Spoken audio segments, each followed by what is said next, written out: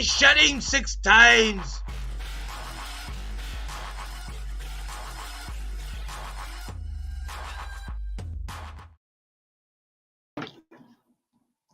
What is going on, horror gang? Welcome to I Shot Him 6 Times YouTube horror movie channel. As you know, I'm your host Marcus, or you can call me I Shot Him 6 Times, or 6 Times, or as Carrie Crave Cinema likes to call me now, Ghost from Mars. Either way, however you prefer, you know what I mean? We're here tonight. Welcome to the channel. And tonight's edition of the channel, sorry, I'm a little off kilter. Just got off work not too long ago, so just let me catch up a little bit, get my bearings underneath me and stuff. But tonight is Throwback Thursday, and on tonight's stream, we're going to talk about Silver Bullet, Stephen King's Silver Bullet. Now, what I want to do for Throwback Thursdays is every Thursday, I want us to be able to choose what throwback movie we want to talk about on the channel, and every Thursday we'll have a discussion about it, and possibly if they haven't already remade this movie, could we see a possible remake, and who would we like to see play these certain roles? So let's get it started here. So Silver Bullet, obviously, if I'm not mistaken, I think this movie was made in 1984. It was starring Gary Busey, Everett McGill, Megan Follows, and the late Corey Haim. Corey Haim played Marty Costello. Megan Follows played his sister Jane Costello. Gary Busey had played Uncle Red, who is the uncle of Jane and Marty, and Everett McGill had played the pastor of the town. Now, this movie is based around the town. I forget what the town's name is exactly. I haven't watched it in a little bit or whatever. But it's based around this town and these people who are plagued by a series of murders that they don't know what's going on, obviously. They don't know who's committing these crimes, who's committing these murders, etc. And it also follows Marty, who is a kid who's strapped to a wheelchair. He's paralyzed from the waist down. He can't walk, and basically his family, his sister looks after him, but him and his sister kind of have an up and down relationship, kind of like any brother and sister would have. And then you have Uncle Red, who is, played by Gary Busey, as I said. He is the alcoholic, crazy, wild uncle who Marty really, really looks up to, but because obviously Red is an alcoholic and he kind of just comes in and out, Marty's mother, Nan Costello, doesn't really, she's on the ins and outs with her brother. Like, she really wished her brother would get his life together and kind of be a little bit more of a role model as an uncle to her son and to her niece. So with that being said, we also follow the pastor, who is played by Everett McGill. And, he's like the pastor of the town. He's trying to keep everything together, but he also has a deep, dark secret. Now, if you have not watched this movie, if you haven't seen my overlay, this is a werewolf movie, made by Stephen King. And this is one of my favorite movies of all time, you guys. Like, I really, really love Silver Bullet. I rank that up there as one of my all-time classics. I love the atmosphere, the storytelling, the characters, everything about this movie I loved. Like, Everett McGill, I don't think he gets enough credit, for the work he does, like, as a villain. I don't think in any of the movies I've seen him, be the villain, I thought he was fantastic in every single movie that I've seen him in, from this, Silver Bullet, to People Under the Stairs. I'm sure there's a few other movies that I can't name off the top of my head right now, but Everett McGill, he's a very underrated actor and just a very underrated bad guy and killer in a lot of these, classics that we have, but like I said, this movie, man, like, it just had everything. It had atmosphere, it had mystery too. That's what I really like about Stephen King's books and movies. Obviously, it's a lot of mystery to it. And that's what this movie did capture. This movie captured a lot of mystery. It was like, you knew it was something, obviously, if you watched the movie, you knew it was a werewolf, but you didn't know if this was just a regular, like, animalistic werewolf, or if this was a human being who turned into a werewolf. So, like, this movie just had everything. I love this movie. Let's hit the comment section to see who got comment. Bob, what's going on, buddy? This is a fun idea. Tarker's Mill, I believe. Yes, you're right, Bob. Tarker's Mill is the town, but it's been a hot minute since I saw it. Yes, he is truly fantastic as a villain. Yes, absolutely, he is. He does not get enough credit at all. Give me 1 second. Don boy. Don. Come on, buddy. Time to come in. Let the dog go play outside for a little bit. But yeah, so back obviously to Silver Bullet. But like I said, this movie had everything, atmosphere, like the whodunit factor. And I think that's what I really enjoyed about it. It was like I said, you knew it was a werewolf, but you just didn't know if it was a human who was turning into a werewolf or it was just some supernatural animal, etc. I think it did a really good job up until at least a certain part of the movie, obviously, to where you knew who was, the werewolf. They did a good job of kind of keeping that under wraps, I believe, as well as Marty. God, Corey Haim and Corey Feldman, like growing up for me, like they were the kids, like in movies that you idolize because they were like kids that they were our age growing up playing in these movies, and they played such iconic roles. Corey Haim obviously in The Lost Boys, and in this movie as well. I don't think Corey Haim ever got the credit that he deserved playing Marty Costello at all. Like he did such a fantastic job making you feel like so bad for his character because he is paraplegic, but he also made you root for him because he showed a lot of courage, especially in the scene where he's firing off the fireworks and he encounters, the werewolf for the very first time. And he could have easily froze up and could have got himself killed, but he didn't freeze up. He didn't freeze up at all. He stood up and had the courage to say, okay, you know what? I have I have fireworks in my possession. Let me use them and let one off to, obviously get this werewolf off of me and make my escape. So this kid definitely, he made you feel bad for him, but he also made you root for him. And he also showed you, like I said, a lot of courage. And there was a scene where it was the first scene with Red when Gary Busey makes, his first scene in the movie, and him and Marty are playing at the table playing cards. And Marty's mom eventually breaks it up and stuff and tells him they have to end it or whatever. So then Marty's, on his way up the stairs and he's on his way up to bed. And Marty's mother goes over to Uncle Red and says, I don't want you drinking around Marty anymore. And Red says to her, stop telling me what to do. You've been telling me what to do all my life. And Nan Costello replies, listen, Red, I don't care how you live your life, but Marty is a very impressionable little boy. And what Red said next, in my opinion, really, in all honesty, made a lot of sense. And if you watch the movie, he was right about Marty. You know what I mean? So what he says in response to Nan, he said, you think your only responsibility is getting him up out of the chair and into the bed and back into the chair and into the toilet. And you need to realize there's a lot more to Marty than him not being able to walk. And, of course, she replied and was like, you think it's so easy. You breeze in here, you have a few beers, and you tell a few jokes, and then you want to lecture me how to raise my son. But, she's the one who's responsible for how he feels when he sees Red like that and how he feels when Red leaves. And she proceeds to say he has enough strikes against him that she feels like he's just going to give up.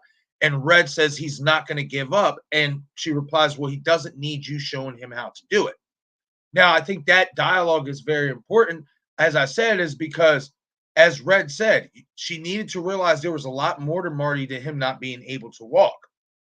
And I think in the movie, as the movie developed, we as the audience obviously saw that. I would like to think, obviously, when we first seen this movie and we seen Corey Haim's character, Marty Costello, we think, okay, he's this paraplegic kid. He's not going to really be able to do much, especially if he is under attack. But as I said, in that scene on the bridge when the werewolves are about to attack him, he shows you that he has courage, he is smart, he's mindful, and that he's just not going to lay down and basically being chicken shit like everybody thinks him out to be. So by Red saying that to his mom, I think that was a very important piece of the dialogue, especially for how the character development of Marty Costello played out. He had a lot of courage, a lot of courage that even his own mother wasn't able to see. But his uncle was able to see that, especially in the end of the movie. So I thought Marty's character was really, really good. I really enjoyed that character. Like I said, he made you root for him. He made you feel bad for him. Everything that you wanted in this type of character, especially like a paraplegic character and stuff like that, who can't obviously do much. He can't really get around, paralyzed from the waist down. You automatically feel bad for this character. But like I said, just that character, he did such a good job with bringing life to that character. That's what Corey Haim did such a good job. He brought life to that character. And I'd like to think he did that with every part that I've seen him play. He brought a lot of life to his characters. And that's what I really, really enjoyed about Marty's characters, that, regardless of whether he was in a wheelchair or motorized, motorcycled wheelchair or whatever, he was not willing to just bow down and die. You know what I'm saying? Like, this kid had a lot of courage, and he was willing to do whatever it took to ensure that him and his family was going to live. Bob Hunt, yes, definitely. Corey Haim and Feldman were icons for me growing up. Absolutely, man. Like, they were fantastic, especially in the Lost Boys. They provided the comedic relief. They provided as young kids that rebel yell, like, we're gonna stand up and fight. They always played good parts like that. It's a shame what how being in that spotlight for so long does to certain people, with drugs and stuff like that. Like, I remember when I heard Corey Haim pass away, and I felt like a piece of my childhood died with me that day, because, like I said, watching him grow up and watching him in these movies, and being such a fan of him, because I liked his work. He was a really good actor, and to just see his life take such an unfortunate turn like that was really heartbreaking. Like I said, I felt like a piece of my childhood did die that day that I found out that he passed away. Fortunately, we still have Corey Feldman around. It seems like he definitely, turned his life around and stuff like that. Like, and hopefully he keeps doing so. I mean, as far as I last, seen, if I'm not mistaken, I did think Feldman said he got clean, etc. But just another great talent going too soon in Corey Haim. A really great talent that was just gone too soon. And like I said, in this movie, he bodied this character. Like, if you watch this movie, and if you didn't watch this movie, guys, if you're not watching the stream right now, if you end up watching the stream on the replay later, etc., if you haven't watched Silver Bullet yet, please pick it up. Whether you're going to find it on a streaming platform or go to Walmart, buy it, etc., pick up Silver Bullet. Is definitely worth the watch. But now I want to get into Jane Costello's character. And Jane, like I said, is obviously Marty's sister.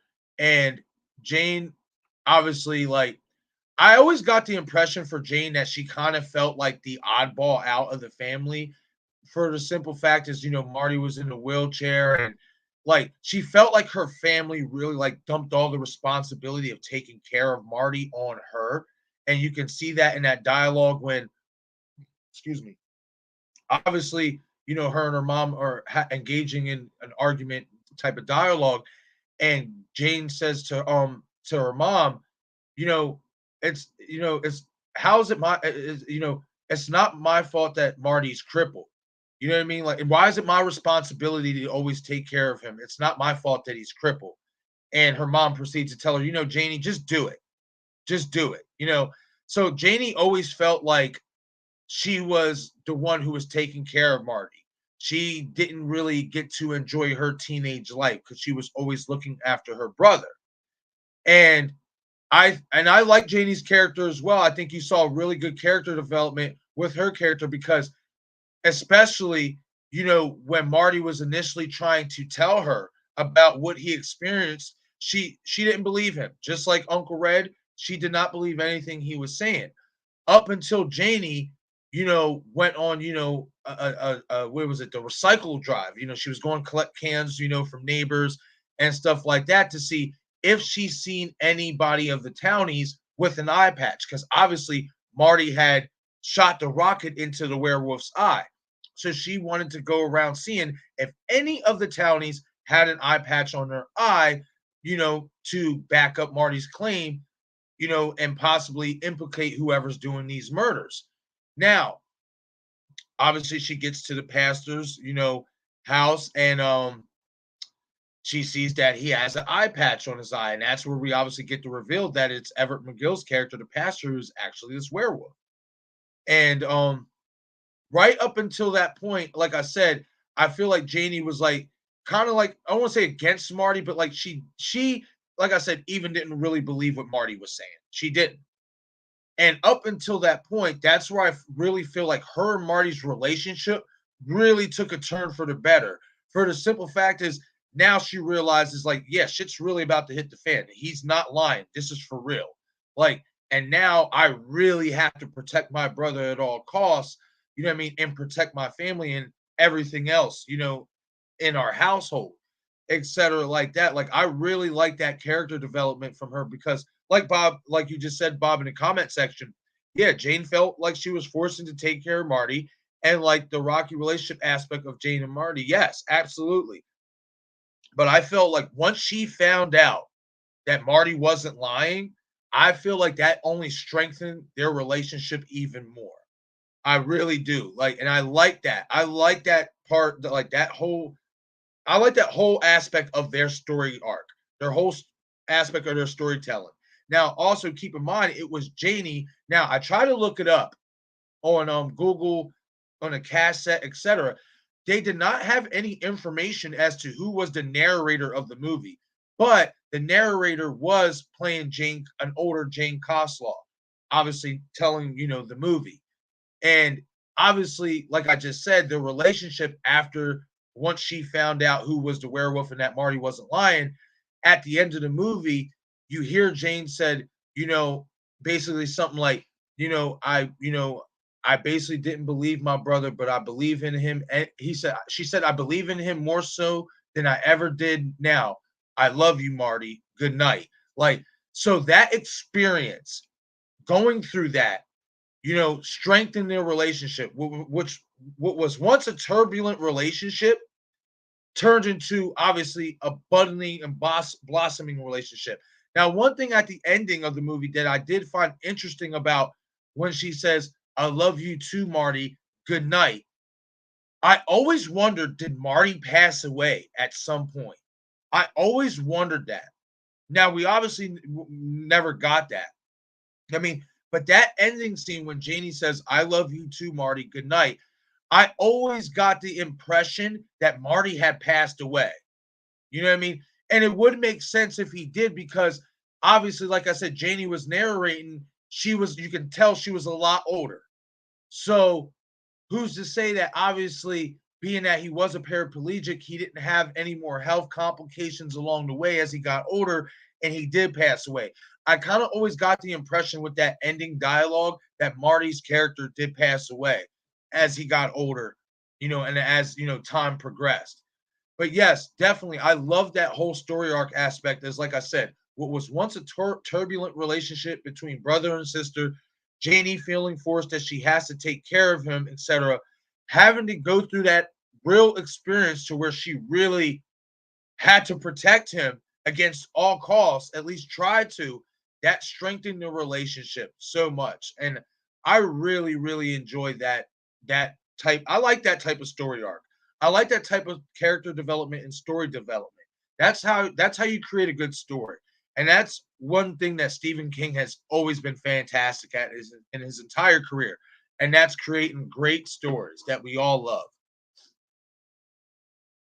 Bob Hunt, yes, she grew up in that and became a great sister, and it was so cool to see done. And yeah, I couldn't either on who the narrator was.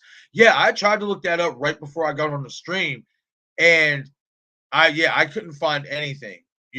That's which is kind of shocking in all honesty, because usually, I might have to take a look into the Wikipedia. I might have to check out Silver Bullet's Wikipedia and see if I find anything there.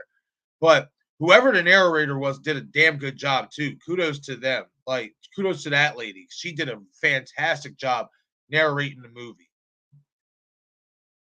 Bob Hunt. I wonder that as well. It just makes sense as it was Jane's narration, and I always assumed that he had passed away and it maybe his teen years or early adulthood. Yeah, I agree with that, Bob. Like I do agree with that. I just got the impression with that narration and like I said with that dialogue in the end that at some point Marty did pass away. And it does make sense, you know what I mean? It kind of sucks, you know what I mean? Because like I said, I like that character so much, but it would make sense. It does make a lot of sense that he probably did pass away because as you can tell by the like I said, the narration, it had been years, years, years, years, years. You can tell. I want to say Janie probably was like in her 40s, maybe early 50s. The narrator sounded that old to me, like in my opinion. They sounded like they were a little bit middle aged. But yeah, I definitely enjoyed that story arc between Marty and Jane. That's fantastic storytelling. And Bob Hunt, I'm gonna go back to a previous comment. Yes, and that hot rod wheelchair, bro, that hot rod wheelchair that Uncle Red hooked up for him was so sick. That was gnarly. That was really gnarly. I always wanted one of those, and I wanted one that said Silver Bullet on the side. I would definitely drive that. I would, no doubt about it. Okay, Bob, good stuff. Just went to Wikipedia, and this is who they say was the voice of Jane as the narrator. Tova Feldsha. Okay, nice, good stuff, Bob. Thank you for that. Well, she did a fantastic job narrating this movie. She did a fantastic job.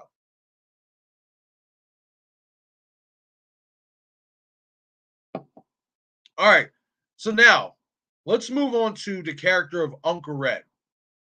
Obviously, as I had stated before, Uncle Red is played by Gary Busey. He is the uncle, obviously, of Marty and Jane Costello and the brother of Nan Costello. And in all honesty, I'd have to say, as much as I love Marty, I'd have to say Red was my favorite character in this entire movie. I loved Gary Busey's character. He was funny, he was wild, but once again, character development, story development.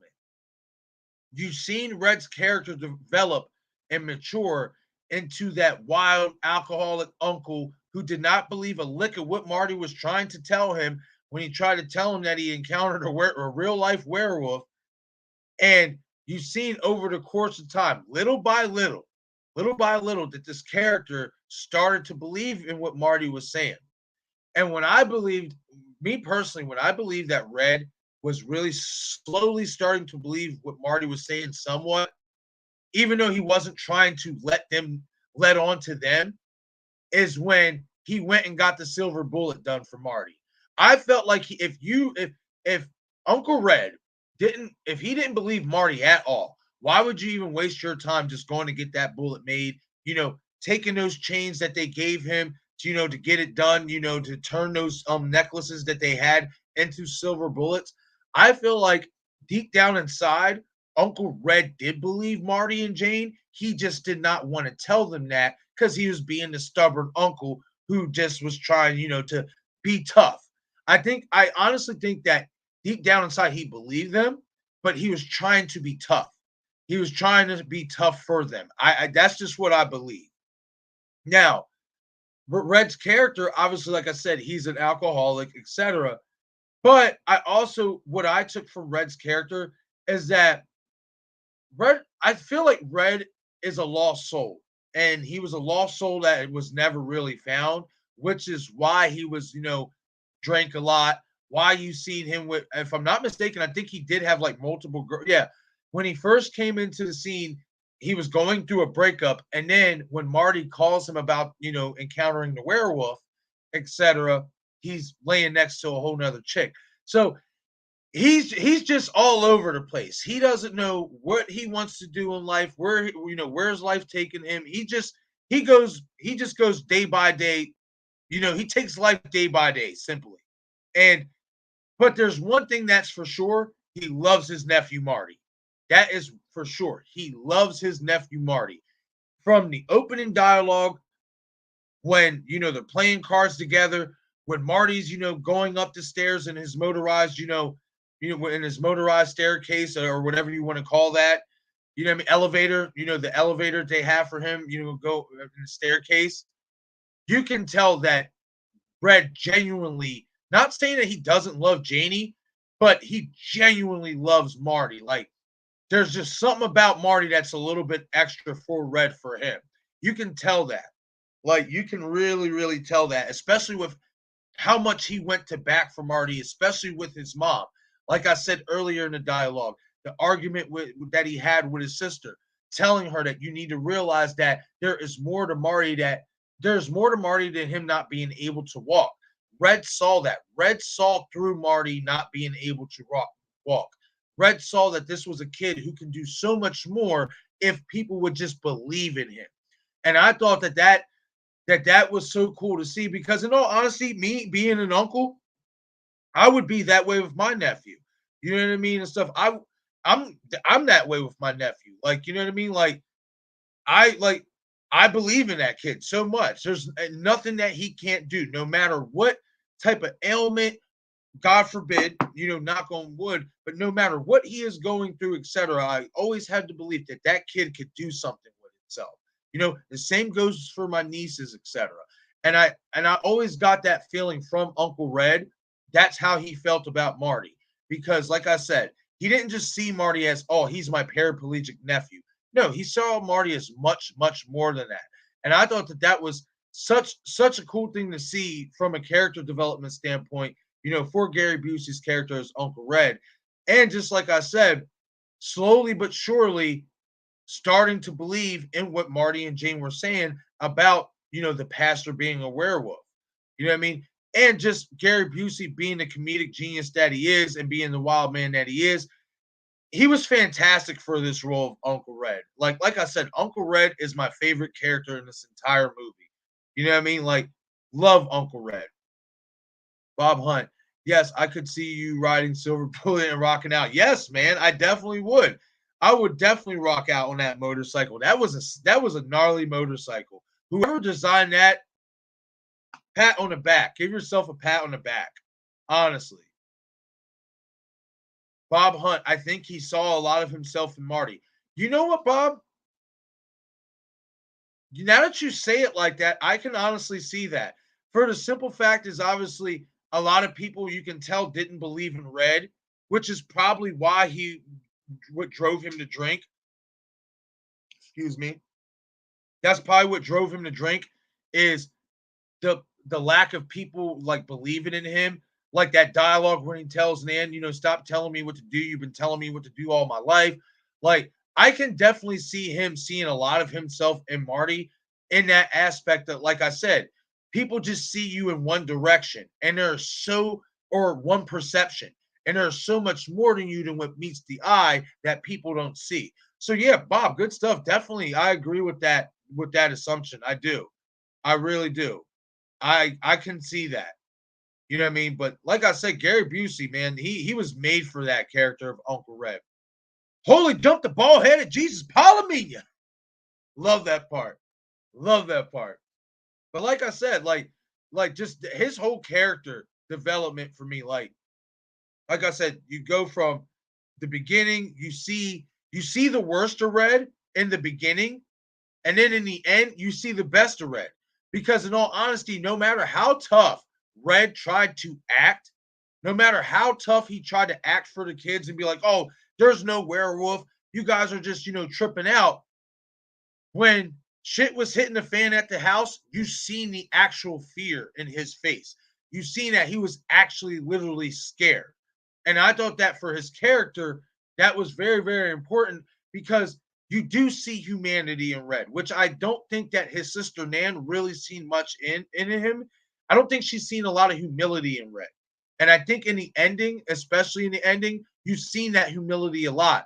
And you've seen that he was just as human as the rest of us. No matter how tough and how inhuman he acted, he was just as human as us, and he feared just like we feared.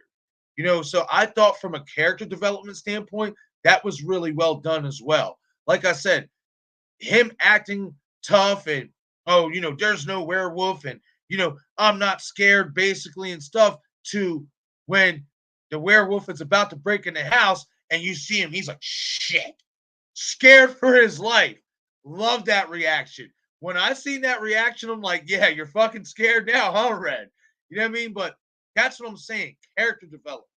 You know what I mean? Just that type of character development going from one direction to the next, I thought was really, really well done for Gary Busey's character of Uncle Red. Bob Hunt, yes, it was. It showed us that he was truly as fearful as us. Yes, absolutely. Absolutely. Because like I said, he tried so hard to act macho and act like, there's nothing going on, Marty. You're being delusional. Janie, you're now being delusional with him. You know what I mean? There's no such thing as a werewolf. Up until that ending scene was when shit start hitting the fan and the lights got cut out and noises start being made, you see that actual fear come over him. And I love that, especially from, like I said, a story arc and a character development standpoint. But that was very, very crucial for him. You know what I mean? Because I feel like if they didn't do that, that would have been a missed opportunity.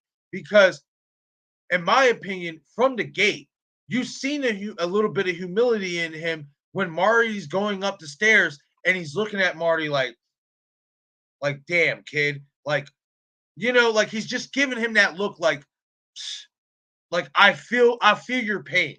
That's the type of look that I got from Red when Marty was going up the stairs, when he was going to bed in that opening scene and that opening dialogue between them.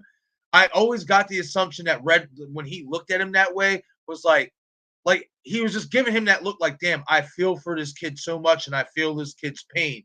You know what I mean? So, like I said, fantastic character development. This is my favorite character in this entire movie. My favorite character in this entire movie. Love Uncle Red. Love Uncle Red in this movie. Kind of reminds me of myself to a degree.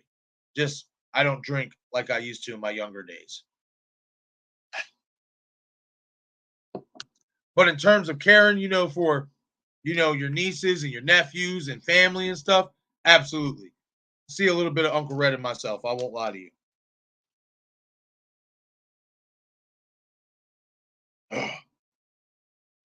Bob Hunt, same here. That's why I feel he sees a lot of himself in Marty. Yes, absolutely. I am on board with that. Absolutely. But all right, we're going to move on now to the character of Pastor Lowe. Obviously played by Everett McGill, as I stated earlier in the stream. One of the more truly underrated actors of his time and horror movie villains, what have you, of his time. Once again, Everett McGill knocked this role out of the park. Like I said, they did a really good job covering up the fact that he was the werewolf. Like, I did not suspect him if it was a human who was turning into a werewolf. I honestly didn't suspect him at all.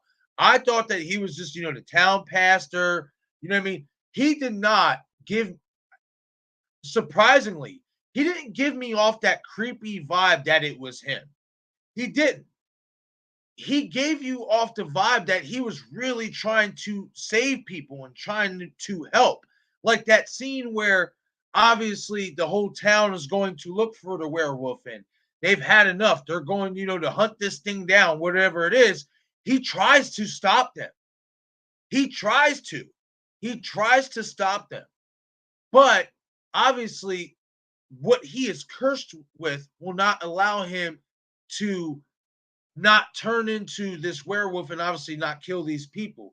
But him in his human form as the pastor, he tried very, very hard to save these people.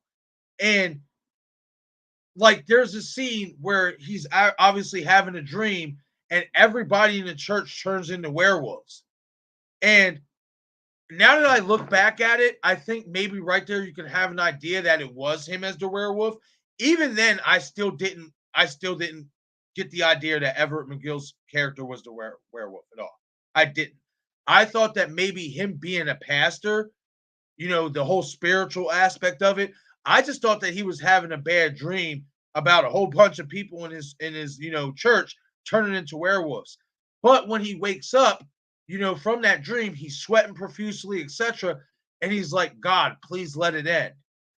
Which tells me that this character, he didn't want to be what he was. He didn't want to be what he was turning into. But he had no other choice. He couldn't control it. There was no way he could control it at all. There was nothing he can do to control it. Like I said, him asking God, God, please let this end. He was pleading to Lord to free him from this curse that he has inside of him. But unfortunately, it could not be done. To the point where, in all honesty, I feel like he just got to the point that he just accepted it. Once, especially, Janie saw his eye, that he had the eye patch from Marty shooting a rocket in his eye. I felt at that point, he just said, to hell with it. I don't even care who knows, at this point. I'm just going to, I can't control this. So now I have to kill Marty and I have to kill his family and I have to get rid of this because they are the only ones who really know my identity and I have to end this. You know what I mean? So, but this character for me, in my opinion, I feel like he didn't want to be what he was, but he just didn't know how to control it. Now, one thing I do feel like was a missed opportunity, or maybe I would have to go back and watch the movie and see if maybe I missed something. One thing that I do feel like was a missed opportunity was kind of explaining how he got this curse, how he became a werewolf. I kind of feel like that was a really big missed opportunity with this character of Pastor Lowe / the werewolf, because we really don't know how this happened. We never got any reasoning or any clues or backstory as to how he got cursed into becoming a werewolf. And I feel like that is a really big missed opportunity. And if we were to have a remake of this movie, that is something that I would hope they would kind of touch on. Maybe give us a little backstory before heading into Tarker's Mill and going into the story of Marty and Jane, etc., etc. If they were to redo this movie, that's something that I would like to see them touch on is how did Pastor Lowe become the werewolf? That always bothered me. How did he get this curse? I have always been enamored with that. Like, how did this happen? But now, granted, I get it. I'm one of those guys too who most of the time, when it comes to killers, I don't want a motive. It's a lot more scarier when there is no motive. But at the same time, for this character, in my opinion, I would really like them to peel. I would have wished they would have peeled back the curtain and let us know how he got cursed like that. Bob Hunt, exactly. I never expected it was him because he seemed to care, but now, yeah, that dream makes sense now. Yeah, man, yes, absolutely. And I do believe even in the act of him turning into the werewolf and killing these people, I still think that him in his human form as Pastor Lowe, he genuinely cared and tried to save these people. But once again, his curse could not allow him to overcome what was the inevitable event eventually. Craven, something scary. What's going on, buddy? Thank you for joining the chat. Hey, man, had to stop in and say how excited I am for you. That 100 subs is about to happen. Get it up, Stu. Thank you, Craven. I appreciate that, man. Appreciate the love and support so much. Yes, we are, I believe, 2 subscribers away from 100. That is definitely a blessing, man. Like, trust me, I've been checking it out and getting excited. Each sub that goes up, I'm getting excited, man. So, just really humbled by the love and support, and it's going fast. I'm surprised at how fast this channel is gaining traction, and I couldn't be more happier and I couldn't be more blessed, honestly, especially for people like you, Craven, people like Bob Hunt who stop in, who show your love and support, etc. Even when I'm in your live stream or commenting on your videos, Craven, you know what I mean? The support, saying, hey, go check out I Shot Him 6 Times. I can't thank you enough, man. Honestly, I greatly appreciate you, my man. Thank you for stopping in, man. I greatly appreciate it. Craven, yeah, that's what's up. Yeah, my boy Craven, something scary stopping by. Greatly appreciated again, man. Honestly, the support is greatly appreciated, man. Honestly, definitely am doing great. Craven just supporting a great guy. Absolutely appreciate it, guys. Honestly, appreciate it so much. Honestly. God, that just man gets me so pumped up. Gets me so pumped. Like I said last night, Bob, I wanted to it's crazy because after last night's stream, after I got off, it was kind of crazy because literally right after I got off, I actually end up my service to my internet ended up getting like cut out for the simple fact I think somebody around the area might have hit a pole or something because my entire street, my entire block was like out of like internet service. So like I didn't even get to do anything that I wanted to do last night in terms of like putting a sub goal video out or putting another video out that I wanted to do last night, etc. But you can best believe I'm going to be on it after this stream. Best believe it. We're all systems go tonight. No more technical difficulties, but hopefully, whatever happened last night, hopefully it wasn't nothing serious and nobody had an accident or nothing like that. You know what I mean? Godspeed. Craig, something scary. My pleasure, my man. I appreciate you too. No doubt, buddy. No doubt. But yeah, like I was saying, guys, like about like Everett McGill's character, Pastor Lowe. Like I said, I felt like this was another good piece of storytelling. What we got here was a guy who was a pastor of a town who was dealt with a terrible curse, but you got to see both sides of the coin. You got to see one aspect where he is the pastor, he is human, and he does have a human aspect to him to where he wants to save people. He doesn't want these people to die. He doesn't want to have to kill these people. But then once again, the flip side, it's like Jekyll and Hyde. Perfect explanation for his character. He's Jekyll and Hyde. He is the perfect example of Jekyll and Hyde. 1 minute he's the good guy. During the day, he's the good guy, but at night, he's the bad guy.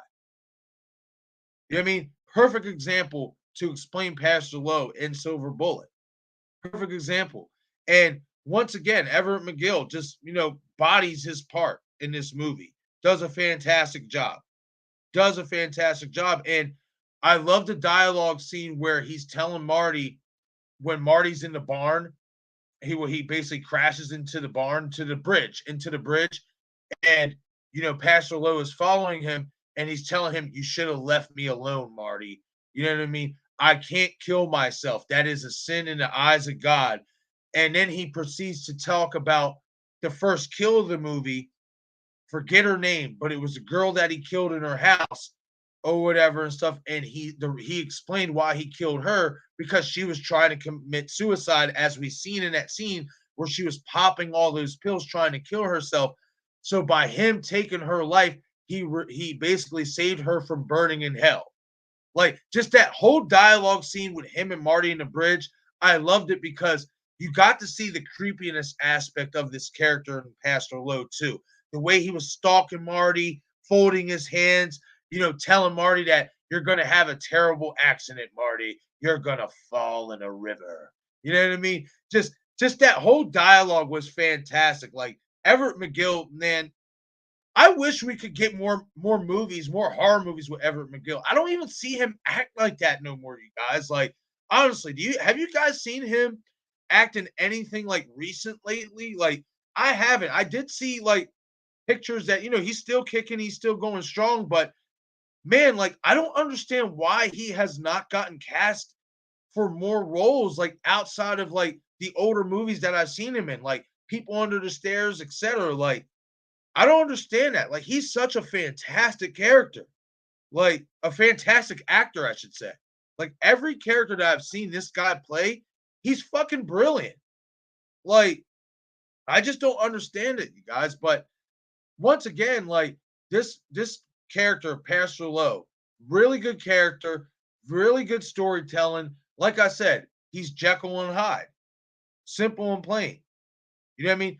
But once again, I really wish they would peel back that curtain as to what made him cursed. Like, I wish we would have got that. That is one little piece, you know what I mean, from the movie anyway, that we didn't get. Now, Bob, I don't know if you ever read the Silver Bullet book. I haven't, but I'm not going to lie to you. I think I might be invested into actually looking into buying it and reading up on it, because I'm pretty sure maybe in the book Stephen King might have wrote.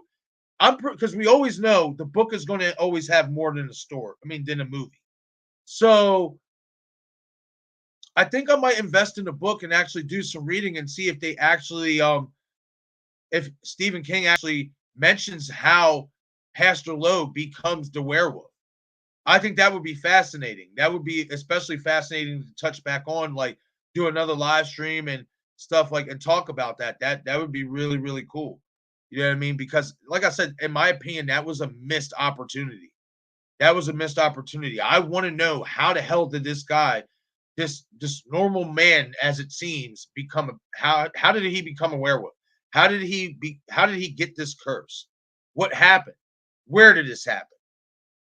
Like, was he bit? Was he scratched? What? Give me something, you know?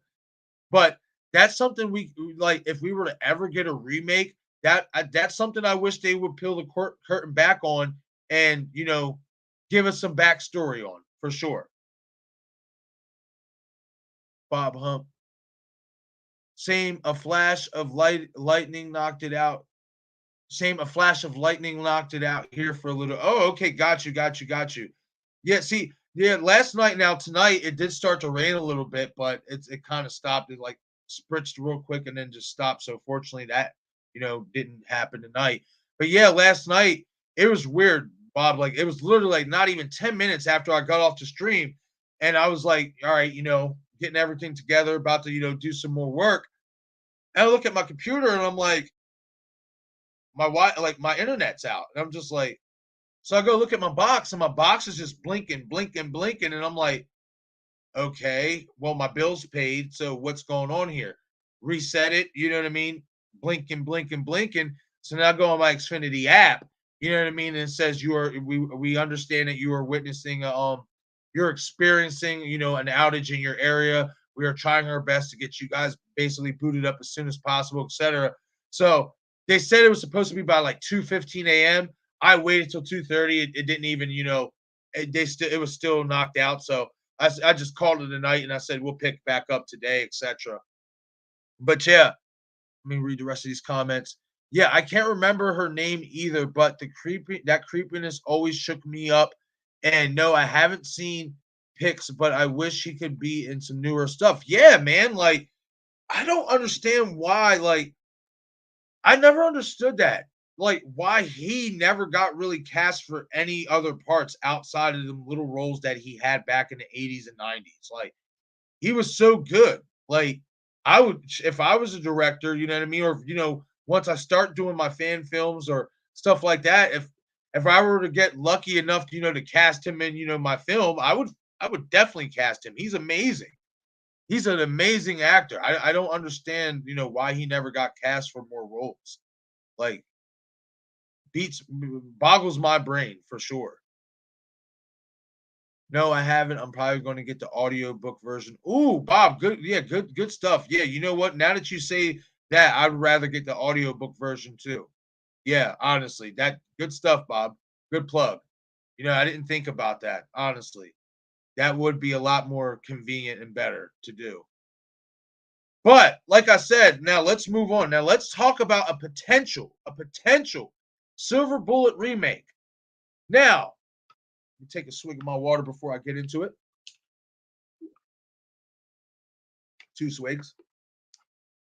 Now, the reason why I want to get into this is because it wouldn't surprise me if this movie were to get a remake. We've seen it happen with Stephen King's Pet Sematary. We've seen it happen with other Stephen King movies. I mean, I'm pretty sure, if I'm not mistaken, I'm pretty sure I heard something out there. I mean, it could be just a rumor, but that Thinner might be getting a remake. That wouldn't surprise me. You know what I mean? But being that we got Pet Sematary as a remake, that right there, when I saw Pet Sematary get remade, in the back of my mind, I said, at some point we could get a Silver Bullet remake. And when I start thinking of that, I was like, who could who could play these roles? Who could fill these roles as Marty Costello, Jane Costello, Uncle Red, and the pastor, Pastor Lowe? And it took me a while to really narrow down my list as to, who I would like to see fill these roles as these characters. And I'm still kind of up in the air about it, honestly, because, excuse me, in my humble opinion, it's not to knock on any of the child actors that are coming up in today's day and age. Nothing against them, but in my opinion, they don't make them like they used to no more. In my opinion, you know what I mean? Like in terms of younger actors that we can find that really fit the mold of a good horror movie. In my opinion, we kind of lack that in today's generation. In my opinion, you have some like the kids in It, Stranger Things, etc. You have some, but then the cupboard is still bare as compared to the old days, in my opinion. But if there was anybody I'd like to see play Pastor, I'll start with Uncle Red. Who would I like to see play my favorite character of Uncle Red? I think it would be too easy to say one of Gary Busey's sons, Jake Busey, and I forget the other Busey's name, his other son's name. But I feel like it would be entirely too easy for one of those guys to be Uncle Red. In all honesty, and this is going to sound shocking to you, probably, who I would pick to be Uncle Red, Seth Rogen. I would pick Seth Rogen to be Uncle Red. Why? Because he's got that wild man aspect to him. He's funny, but he can also play that role of kind of being like caring. You know what I mean? Sneakingly caring. As crazy as that may sound, I think Seth Rogen would play a very interesting Uncle Red. I don't know why. I don't know why I got that idea in my head. I just, for some reason, if it were my choice, I would pick Seth Rogen. I would, just because he's funny. Like I said, he has the acting skills to make you believe in whatever character he's trying to play. He's very, very good. He's very, very good at that. Bob Hunt. I was thinking maybe Danny McBride for Uncle Red. I would not be against that. And you know what? In all honesty, Bob, you might have a better suit than I do, honestly. Because now that I think about it, given Danny's work with Eastbound and Down and his knack for dark humor, I can see that. Honestly, I'll even say that is a better pick than my pick in Seth Rogen. You know what I mean? Even though I really, really like Seth Rogen for that part, you know what I mean? I could see Danny McBride killing that role. Bob Hunt or Jonah Hill. I'll go 50-50 with Jonah. I'll go 100% with Danny McBride, though. I really like that, Bob. I really do. Honestly, now that I'm really thinking about it, you know what I mean? I think he might be the perfect fit just because of how fucking wild he is. Like, if anybody hasn't watched Eastbound and Down, go check it out, man. That's a classic. Fucking Kenny Powers. Yeah, definitely. Yeah, now that I'm thinking about that, Bob, he would play a perfect Uncle Red because of that wildness that he has to him. Yeah, I can see that. Now that you brought that up, Bob, I can see that a little bit more to my pick for Seth Rogen. Would I still like to see Seth Rogen play that part? Hell yeah. I'd still be down with that. But if we were to get Danny McBride, good stuff. Good stuff. I like that a lot. I like that idea a lot for Uncle Red. Yeah, count me in on that one. Yeah. Seth Rogen or Danny McBride. I'll go with those two. I'm with you on that one. Bob. No, I just get lucky with my thoughts. No, man, that's a really good idea. You know what I mean? Well, you're that's not luck, buddy. I don't see that as luck. You know what I mean? I see that as, you obviously watch these movies like I do. You're very passionate about your thoughts and your opinions. That's what that is. You know what I mean? That's a hell of an idea. Man, Danny McBride playing Uncle Red in Silver Bullet. Count me in. I'm on board. I love it. I love that idea. The more it's like sitting in for me, the more I'm falling in love with it. Man, I like that. Okay. So we narrowed that down really quickly. So Marty Koslaw.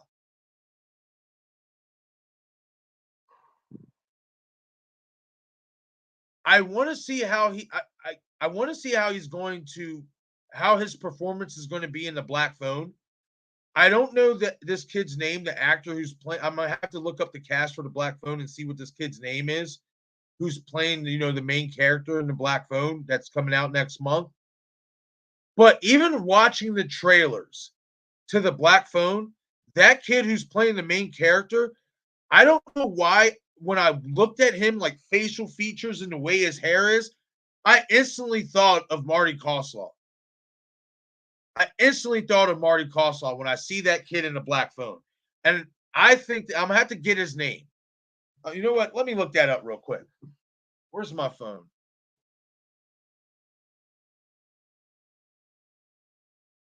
I want to look that up real quick. Because I want to see what that kid's name is who's playing in the Black Phone. Because I'm not going to lie to you. When I seen the trailers for the Black Phone, and like I said, I seen that kid who's playing like the main character, the kid who gets abducted by Ethan Hawke. Like I said, for just looking at him, I got Marty Koslaw vibes. I just did.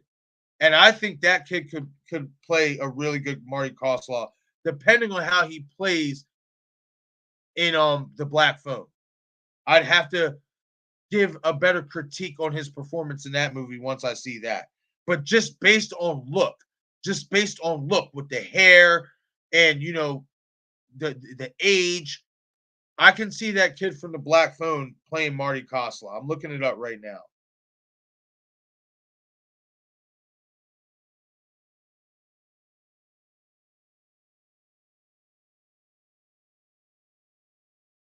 Okay, the Black Phone. Come on, baby.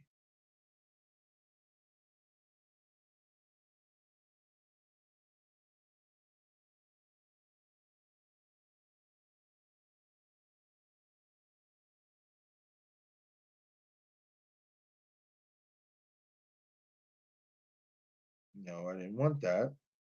Thank you. Take me to the right spot. Okay. Cast.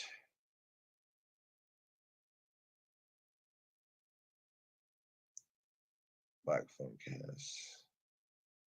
Mason Thames, who's playing Finney Shaw. Yes, Mason Thames. Yes, absolutely. Just looking at this kid, he gives me Marty Koslaw vibes. Just his look. Just his look alone. Yes. Mason Thames, I would book for Marty Koslaw just on his look alone. Just based on his look. He reminds me of a young Corey Haim a little bit. I'm not even gonna lie to you. Not even gonna lie to you. I would definitely be on board with that. That kid looks just like a young Corey Haim, in my opinion. Not just like him, but he favors him. And he favors that Marty Koslaw character, in my opinion. Mason Thames, I'm on board with that. Like I said, when I seen that Black Phone trailer, when I looked at Mason Thames, I just looked at him and I was just like, man, that kid gives me Marty Koslaw vibes. I don't know why.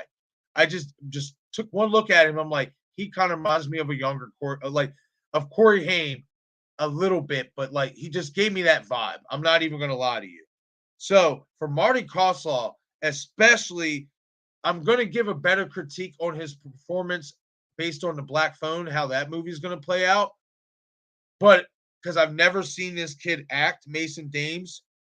But if he does pretty good, in that movie, if he gives me a good performance, if he gives me a believable performance as Finney Shaw, then I'll feel more comfortable saying he could play Marty Koslaw.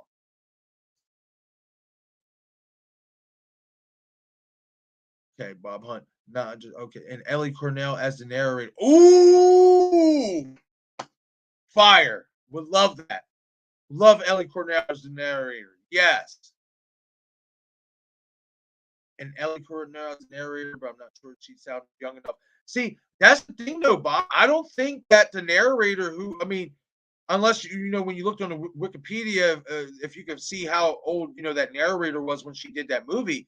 But in my opinion, the narrator in the original 1984 Silver Bullet didn't sound young. In my opinion, she sounded like she was in anywhere between her early 40s to maybe early 50s. That's my opinion. I thought that she sounded like an older woman.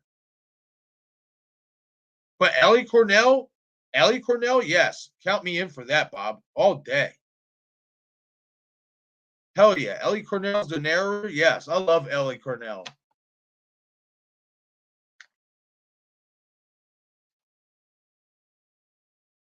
I could see that. I'm not good with young talent. I'm okay with looking at some of these young actors, especially when it comes from a horror movie standpoint. There's some I can look at and be like, I don't know if they'll be too good, and there's some that just has that look. There's just some, you know what I'm talking about, Bob. There's just some that just has that look that they belong in a horror movie, and that kid Mason James has that look like he belongs in a horror movie. He just does. He really does. Great minds think alike about his look. Yes, he does look like he could play he looks like he could play Marty Costello. He does. He really, really does. He does look like he could play Marty Costello for sure. Like I said, I want to see how his acting skills are because I've never seen him act, in when the Black Phone comes out. But if he puts in a good performance, I would definitely be on board with him playing Marty Costello if we were to ever get a Silver Bullet remake. So far, he's my number one. Valerie Janowski, what's going on? How you doing tonight? Thank you for joining the stream. I appreciate it. Just talking a little bit of Silver Bullet here. Well, we already went through, obviously, we talked about the original 1984 movie. We already went through that, Valerie. Now we're talking about the possibility of a remake and who we would like to see being cast in a remake of Silver Bullet. So let me know what you think, Valerie. Have you ever seen Silver Bullet? And if you have, let me know what you think about a possible remake and who would you like to see playing a remake if they were to remake Silver Bullet. Should be interesting. But yeah, like I said, I'm really on board with so far. The verdict's still out. The jury's still out based on how he performs in the Black Phone. But just on looks alone, Mason Dimes could play a Marty Costello. Now, let's move on to Janie Costello. Who could we cast as Jane Costello?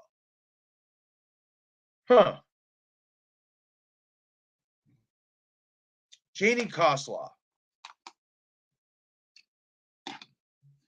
See, this one's tough for me because I would really want this to be somebody who I could believe.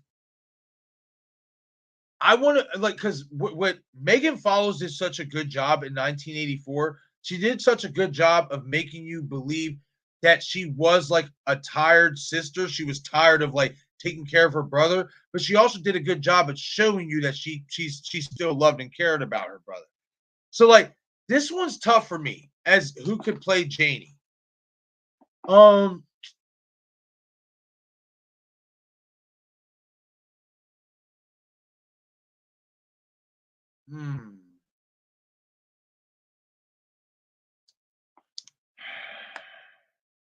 Who could play Janie Costello?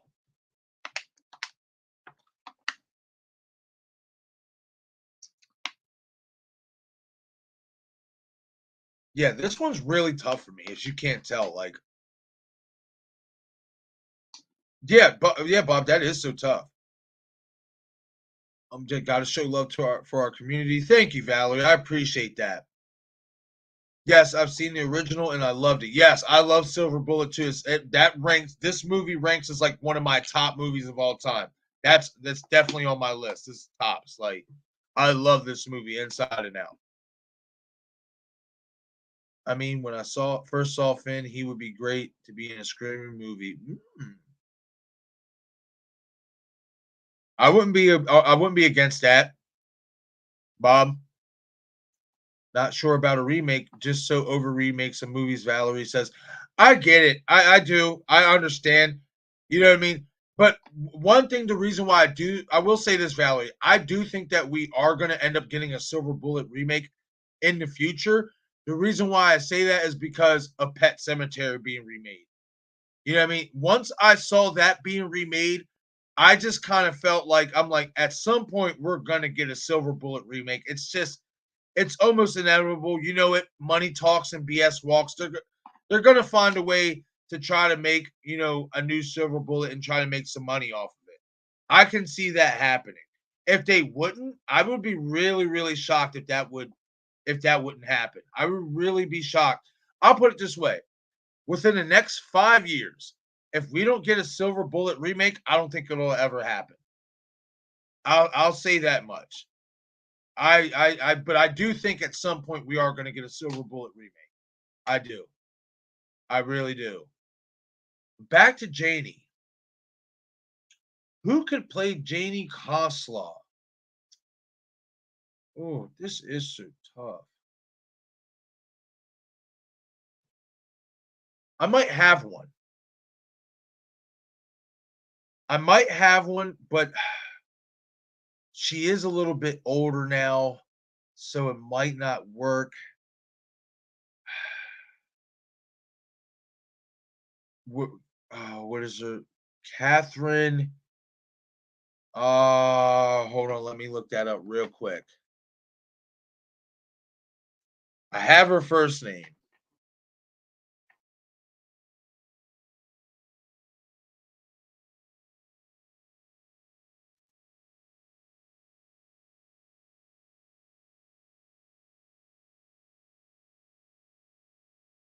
Okay, let me look that up. Katherine. What's her name? There it is. Katherine Langford. Katherine Langford. The girl who played in 13 Reasons Why. Katherine Langford. I don't know why. I just feel like she could play a really good. Now that I'm thinking about it, I can picture her playing a pretty good Janie Costello. The only issue I have with it is that she is a little bit older. That is the only issue. So maybe I might have to go a little younger in that regard. But in terms of acting, yeah, I would be good with Katherine Langford as Janie Costello. I don't know if Bob you ever seen or Valerie you ever seen Katherine Langford act. I think she's a pretty damn good actress. I like her. She's pretty good. But yeah, but we're gonna have to go younger. So I'll make this even easier.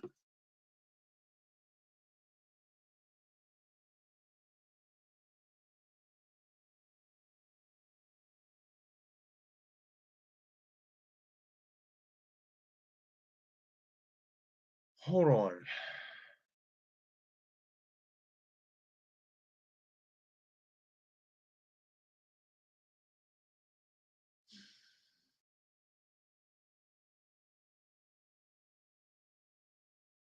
Yeah. Let me look that up. Because I have another one I think I have in mind. She's a little bit younger.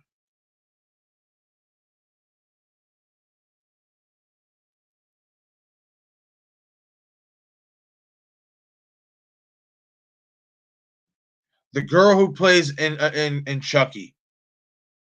The girl who plays in the Chucky TV series, the blonde hair girl. You look up her name.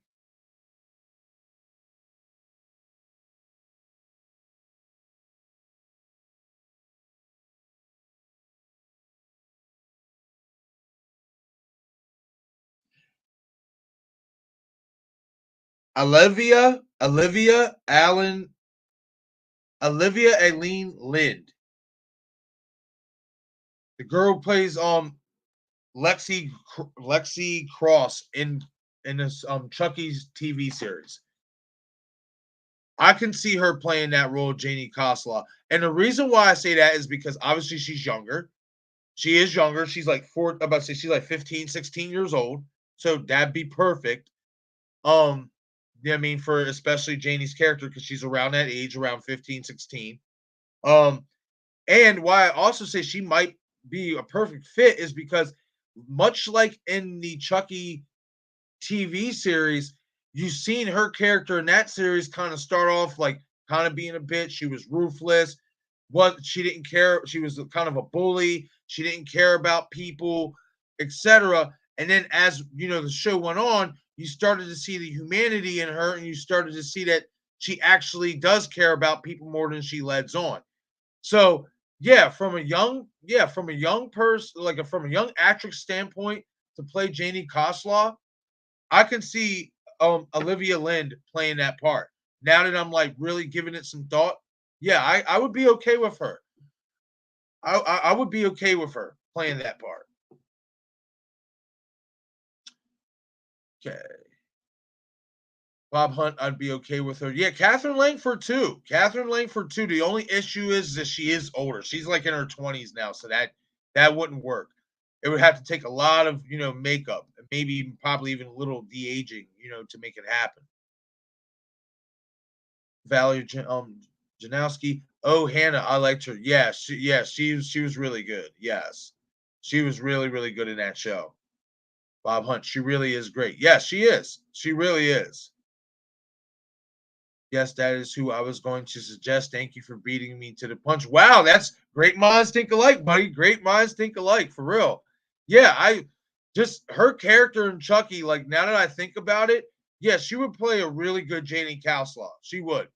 I like her. And plus the age matches up. Yeah, I like that. You know what I mean? So we have Alexia Lind as Janie Costello. We had who we go with as Uncle Red. I have to go back in the comments. See, I forgot real quick. Danny McBride and Seth Rogen, possibly for Uncle Red. I'm really, really leaning towards your idea more, Bob. Honestly, that just fits. That fits like a glove. Honestly, Danny McBride and the Uncle Red character, yeah, that fits like a glove. Marty, obviously, Mason Thames and stuff. So yeah, so we got those down. So now let's move on to the pastor. Yep, we got those down. So let's move on to the pastor. Who could play a really good Pastor Lowe? Oh, hold on. Before we move on to that, though, Valerie says, I have to admit, I haven't seen the Chucky TV series. Valerie, as Fate Decided would say, what are you doing? Honestly, check it out. It is awesome. It really is. They did such a great job not watering Chucky down for TV. You will not be disappointed. Chucky is Chucky. That's all I'm going to tell you. Check it out. It is definitely worth the watch. And I'll say this much. It ties in so well with the original Child's Play story. So I'm going to tell you, give it a watch, Val. Give it a watch. It's fantastic. It's fantastic. It really, really is. Before we get on, to who could play Pastor Lowe, when that Chucky TV series came out, I was so petrified that they were going to water him down, especially being it was going to be on the Sci-Fi channel. You know what I mean? And a lot of stuff gets watered down on that channel. So when I heard that it was going there, I'm like, oh man, here we go. Chucky's not going to be able to be Chucky. They're going to limit the cussing. They're going to limit this. They're going to limit that. And wow, was I wrong? They didn't limit anything. Gloves are off. So definitely check it out, Val. Definitely check it out.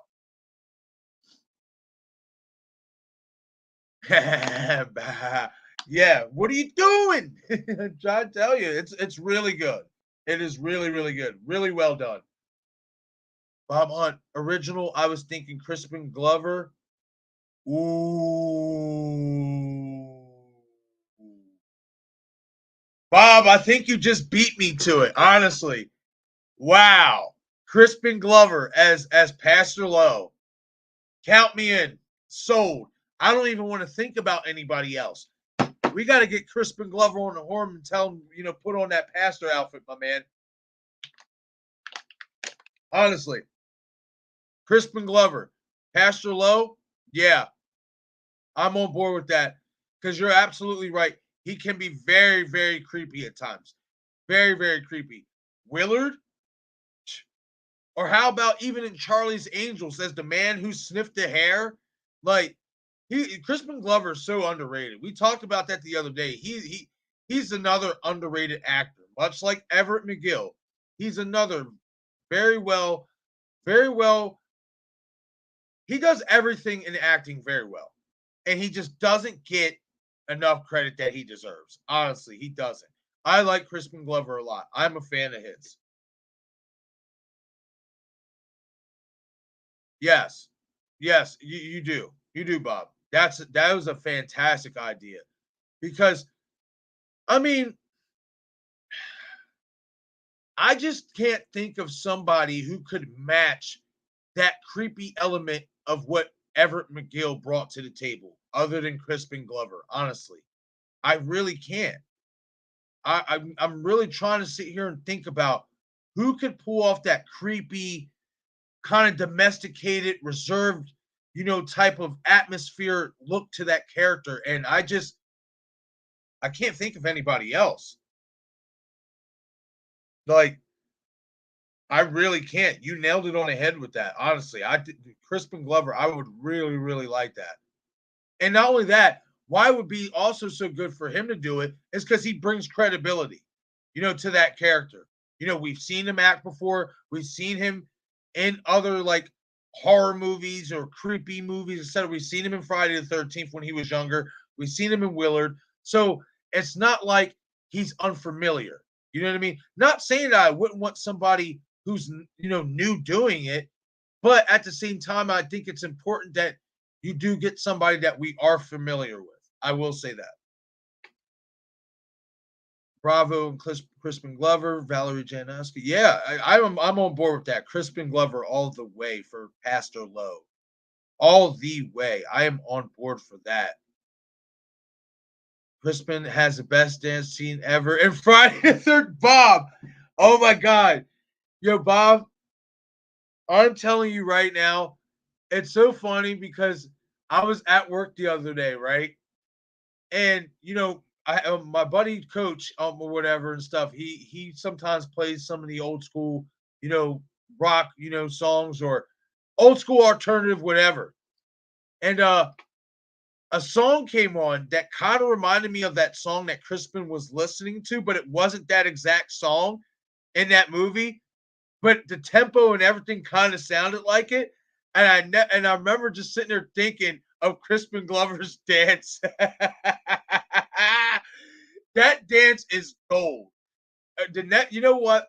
The next time we do a stream, which will be Slasher Sunday or whatever, I'm gonna pull up that clip and I'm gonna play it for a few seconds. You know what I mean? Gotta hit it. I would. It's like a 3 to 5 second algorithm for YouTube before it catches anything copyrighted. So you know what I mean? I'm gonna have to share that clip. We got to get that here on the stream. That is classic. That is so classic. My boys start busting it down. But he did it so smooth too, because he pops the tape, or I think it was a tape, or was it a record, Bob? It was a record, I think it was. Yes, it was a record. He puts the record on, and he just slowly turns around, and he just like looks for a second, and then he's just like, and just starts going in. I love it. Love it. I love that you brought that up, Bob. Good stuff. Good shit. I appreciate that. I appreciate that so much. That's one of my favorite scenes, honestly, period, bar none. He kills that part. Oh, man. That was great. That was fantastic. And I also like how he said Ted's name in there. Like, I don't know if you ever caught that, how he would say Ted's name when he was like yelling for him. And he would, I forget exactly what the line was, but he's just like, Ted, Ted. Shit was funny. Him and the guy who played Ted was funny in Friday the 13th Part 4. They were the comic relief for sure. And it's so funny, Bob, because let's really be honest. when you look at Crispin Glover in that dance scene, do you think that this is a guy who goes on to play in Charlie's Angels as the creepy guy with the hair, or who goes on to play Willard? I never would have thought that. Never would have in a million years would have thought that at all. Never would have thought that, honestly. Bob, if we ever met up at a con and it's a few of us from the community, we all got to do that dance. It was a record. Yes. Oh yeah. Yeah, I'm down for that. And we gotta record that too. We gotta record it and share it. No doubt. It's going down. It is definitely going down. Yeah, Bob, it's funny you said something about a con because I'm gonna say something to Craven or whatever, but I know I'm going to Horror Hound again in September. And I seen there at Horror Hound. Now I don't know if other cons are like this, but I seen YouTube content creators there with their own booths and stuff like that, like going live from Horror Hound and doing videos and stuff like that. And I would definitely be down for all of us to like get together and like do a joint stream like each day there, like even if it's just like for an hour and stuff like that. That I think that would be so cool. You know what I mean? Especially to help all of us, expand our brand and expand our channels and stuff like that. You know what I mean? Like I think that would be pretty lit. I would like that. I would like that a lot. We definitely got to get Craven to one of these cons. I wonder if Craven has ever been to a con yet. You know what I mean? I'm not sure if he has. That's something I'm going to have to ask him, but I would definitely like to get all of us together, honestly. Like Carrie, Crave Cinema, Val, you, Bob, everybody in our own little community and stuff that, we rock with, from Craven Something Scary, Fate Decided, the Lethal Collective. I would love for all of us to meet up at one of these cons and, just have a great weekend and, get to know each other and, just fucking hang out, man. That would be so fun. I think that would be so fun and create content together. And, create content together. That would be great. That would be really, really great. I'm all for that, man. Honestly, I'm one of these people, man. Like, and I say this, you know what I mean? I don't care if this channel would get up to 1 million subscribers. I still want to be the same person as I was when I had no subscribers, like on this channel. I want to support everybody in our community. You know what I mean? Like, that's just the type of guy I am. All right. Valerie says, hell no. But no, hell no to what, Valerie? To dance? Come on, Val. You got to do the dance. Come on. Come on, Val. You got to do the dance with us. No, but I don't think he was in Back to the Future either until my mom told me. Oh, wow. Really? I'm going to have to watch Back to the Future again and see if he is. I mean, well, obviously he is, but I'm going to have to see that for myself because I didn't catch that. You know what I mean? That's kind of like how I didn't catch Tom Cruise playing in Tropic Thunder until the end credits. Honestly, did not know that was Tom Cruise the whole entire movie in Tropic Thunder until the end credits. It happens like that sometimes. Bob Hunt, I'm going to try to go there, but not sure because I got the Monster one in Cherry Hill, New Jersey. Ooh, I'm going to look that up, Bob. I'm going to see what's up with the one out your way too. I mean, I'm definitely trying to like outside of Horror Hound. I'm trying to find other cons that I can go to as well. So I'm definitely down to take a trip to Jersey as well. Yeah, that's shit. That's only a few hours away from me. That's not even much. Valerie Janowski. I know Night Watch is doing the con in Cherry Hill. Ooh, nice. So Val, wait, is Night Watch like going to be there? Like, do you know if he's like having his own booth, or is he just going there for the con and like he's just obviously going for the weekend and stuff like that? Like, let me know about that, Val. That'd be so cool. Either way, even if he's just going there just to obviously enjoy the weekend and meet the stars and etc. That's awesome. Like I'm telling you guys, like it was such a fun time going in March to Horror Hound, getting to meet Jamie, getting to meet Dick Warlock, getting to meet Matthew. I mean, I really wanted to meet Nev, you know what I mean, but she did have to leave early, which was understandable. gotta get ready for Scream 6, you know?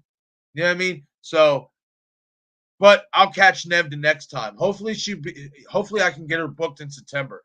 And that's the beautiful thing about these cons and stuff like that is if obviously if you hit these hit up the actors' websites and stuff and you get a hold of their agents, you can get them booked if they're, if they're not doing anything around, they're not doing anything for that event that you're trying to go to. You can get them booked if you reach out to their agent and their agent gets back to you.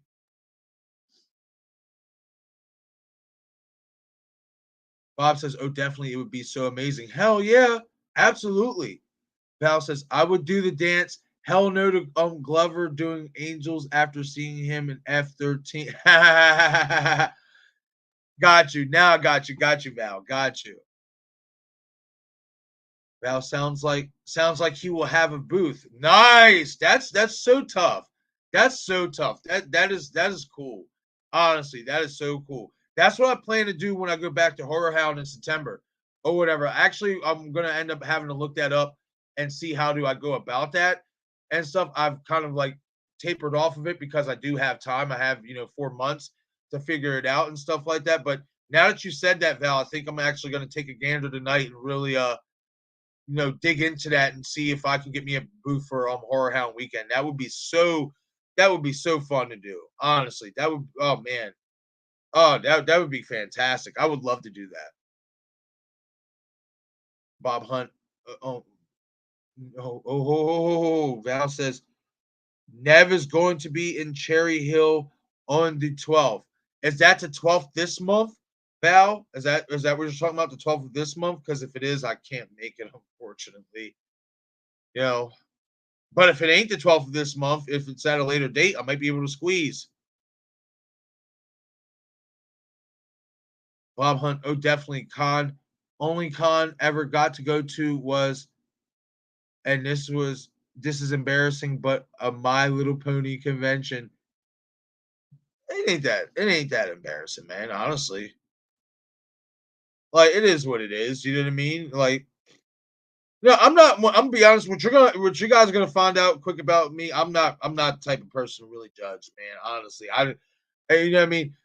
It is what it is. Like, you know what I mean? Like, you know what I mean? And stuff like that's cool. Like, you know what I mean? So what? It's different. You know what I mean? I had a friend named Jimmy who literally rocked like My Little Pony gear and all that stuff. Like, I don't judge, man, and stuff like that. It is what it is. Whatever you like, you like. You know what I mean? And stuff like that. And even if that's not like you like it or whatever and stuff like that, you just wanted to go, so what? How was it? Yeah, that's what I want to know. Was it fun? Did you have a great time? As long as you had a great time, that's all that matters, buddy. Val, Bob, seriously, My Little Pony. Hey, it is what it is. You know what I mean? It is what it is. You know what I mean? I I don't find nothing wrong with that. It is what it is. I mean, everybody likes what they like. You know what I mean? Shit. How can I say this? Like, I'll put it this way. I'd go to a BDSM convention. I would. Like dead serious. I would. Like if they had a convention for BDSM, I'd check it out. You know what I mean? Hell, why not? Try something different, explore different things. You know what I mean? Why not? I'm so out of pocket sometimes. I notice they're probably like, oh, fucking freak guy over here. oh, Val says it's all good, Bob. I had to see the Spice Girls in concert. How was that, Val? How was seeing the Spice Girls? I like Posh Spice.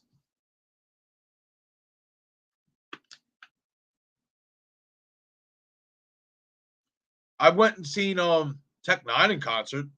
He's pretty awesome. I'm not gonna lie. Tech Nine's the shit. I like Tech Nine. I've also went to see I don't know if you ever heard of them. They were part of basically like ICP and stuff back in the day, but ABK and Blaze slash Drive By Axe Murder Boys stuff like that. Yeah, like but Tech Nine, he's awesome in concert. Bob Hunt, August 12th. Valerie, August 12th. Oh, August 12th. That's a month before Horror Hound. But honestly, I still might be able to finagle that. Honestly, I might still be able to finagle that. I'm gonna have to excuse me. Oh, damn, that pizza was banging. But I'm gonna have to obviously look it up and stuff, check out the pricing and stuff like that. But wow, is it all week? It's an all weekend event, am I right? Because if it's all weekend, I will probably actually do that. Honestly, Bob said, "Val, it's a long, long, long story." Good stuff, Bob. It was a mix. It was Bob says it was a mix, and yes, my friend Derek paid, and his one friend canceled. So he asked if I wanted to go, and I wish I had a phone because I got to meet John DeLance. Nice. I don't know who he is, but that's what's up, Bob. See, I'm telling you, like, you know what I mean? Even if you go to like a convention or something that like you're not used to, you never know what type of celebrity or somebody you could run into there. You'd be surprised with how all these voice actors, all these famous voice actors and stuff, probably would be there and all that stuff. Like, you know what I mean? Imagine going to that event, maybe because Roger L. Jackson does voiceover work. Imagine meeting him. Remember, Roger L. did on Powerpuff Girls.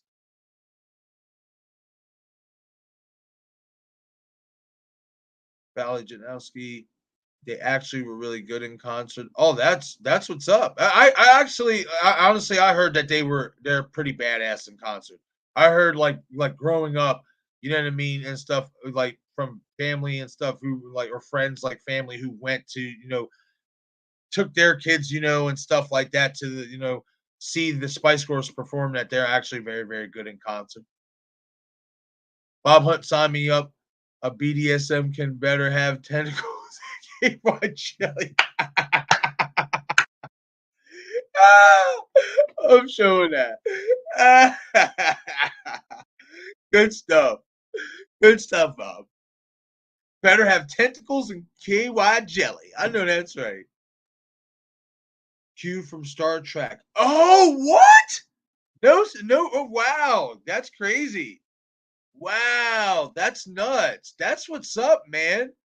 Wow, I remember being a kid. I used to be into Star Trek growing up as a kid. Not so much now as an adult, but I remember being a kid. I used to watch some Star Trek pretty heavy. Star Trek and X Files. Love X Files. X Files is that jam. I did not do that right. I know. Valerie, I might have to try and get out to Cherry Hill. My B day is in a couple weeks. It's just a couple weeks after that. Might have to make it a B day vacay. Hell yeah, Valerie, do it. Hell yeah, why not? I wish there was. I think yeah, I think Steel City Con in Pittsburgh is happening this month or next month.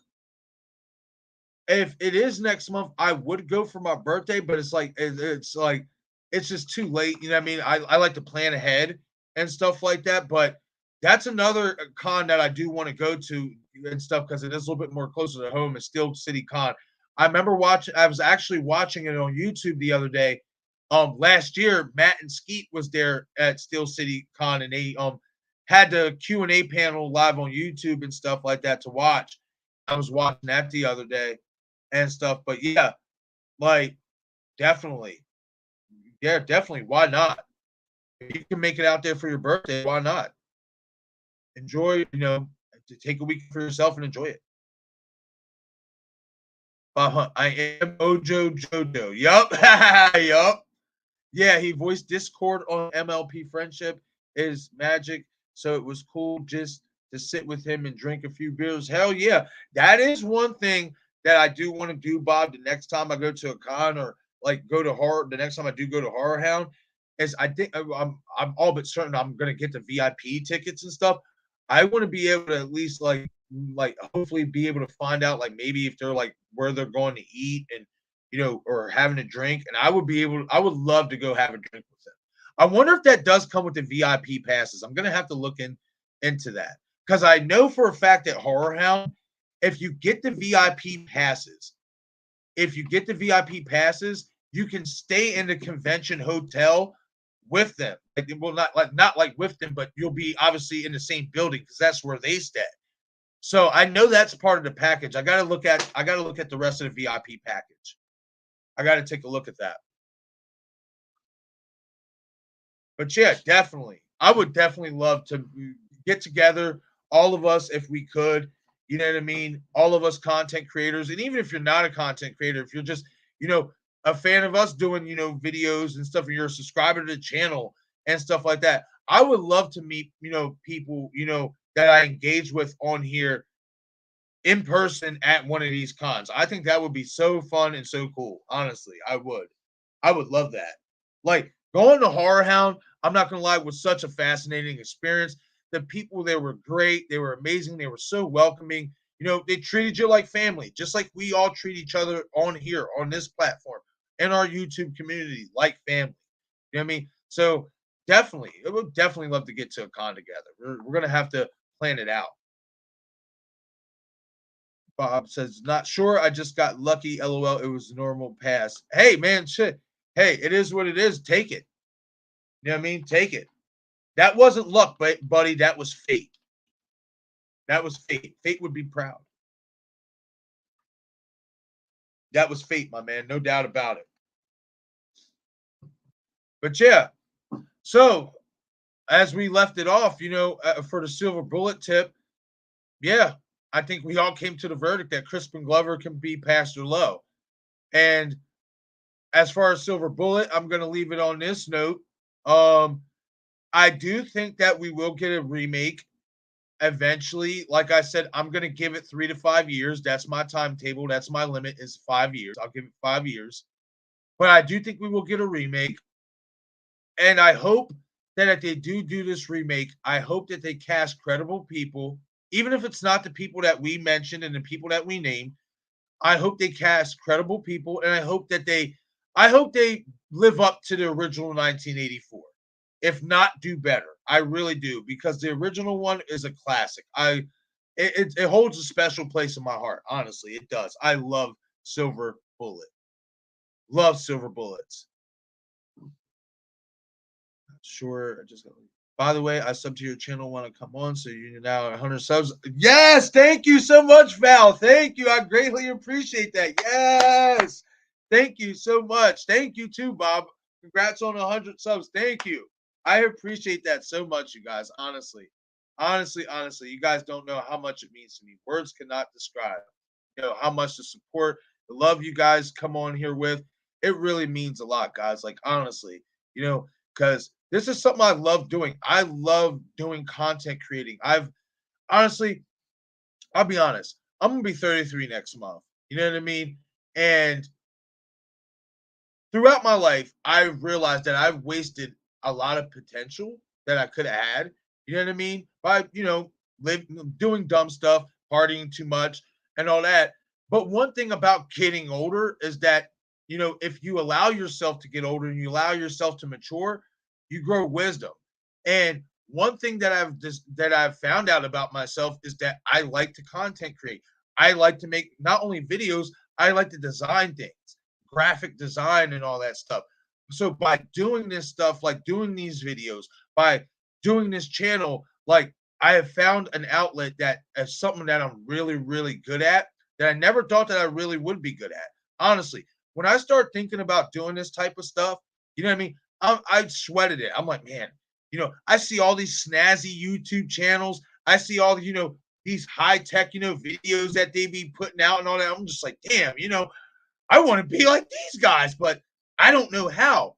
But by slowly but surely watching content creators like Craven Something Scary, other content creators as Fate Decided, Killjoy Jake, and just not even just in the horror community, just other content creators, period. I slowly just, implemented, certain pieces, you know what I mean, to, what I could do. And then I just slowly but surely, I'm like, you know what? You have this knack that, you can content create. You're not bad at it. You know what I mean? If you really put your heart and soul into it and your mind, not that bad. You're pretty good. And I'm just proud, that I have found something that I really, really love to do. I found something that I enjoy, you know what I mean? And something that I really think that I can turn into something special. And I greatly appreciate you guys so much because you guys are being a part of that. You guys are being a part of making this channel and making what this is here at I Shot Him Six Times YouTube horror movie channel special. And I am so grateful for you guys, honestly. Honestly. Words cannot not explain. Much love to you guys, honestly. Like, God, feels so good, honestly. Bob Hunt, with age comes wisdom, and Valerie says 100% truth, Bob. Yes, you are not lying about that. And in all honesty, if I could take the road that I had to take to where I'm at now in life and where I'm at mentally, I would take that road all over again. No questions asked. I would go through all the trials and tribulations. I would go through all the struggle. I would go through it all just to get to where I'm at now because honestly, mentally, I feel like I'm at my peak. I'm on top of my game and I am the best version of me that I can possibly be, especially doing this type of content. I feel like I'm at home. I feel like I'm in my element. And I thank you guys so much because you guys make me feel like I'm in my element when we have these discussions, when we have these conversations, when I make my videos and you guys leave a comment, that makes me feel so good because that allows me, it's like Jimmy Johnson, the great Cowboys coach, when he got inducted into the Hall of Fame. When he got inducted in the Hall of Fame, he said, it just feels so good that people see the hard work that you put in and acknowledge you for it and appreciate you for it. And honestly, that's just how I feel. So for me to you guys, thank you so much. Thank you so much for your support. Honestly, like I said, I know I may have said a lot of words that express my gratitude, but honestly, that's just like 1% of how happy you guys like make me feel on this channel and how much love you guys show me. Honestly, it's overwhelming. In all honesty, I'm all babbling and shit. That's how you know how excited I am to have you guys here on my channel and for you guys to be a part of this as well. You know what I mean? Bob, we are so grateful for you as well, man. That really makes me feel good, man. Honestly, honestly, I really, really, really appreciate that.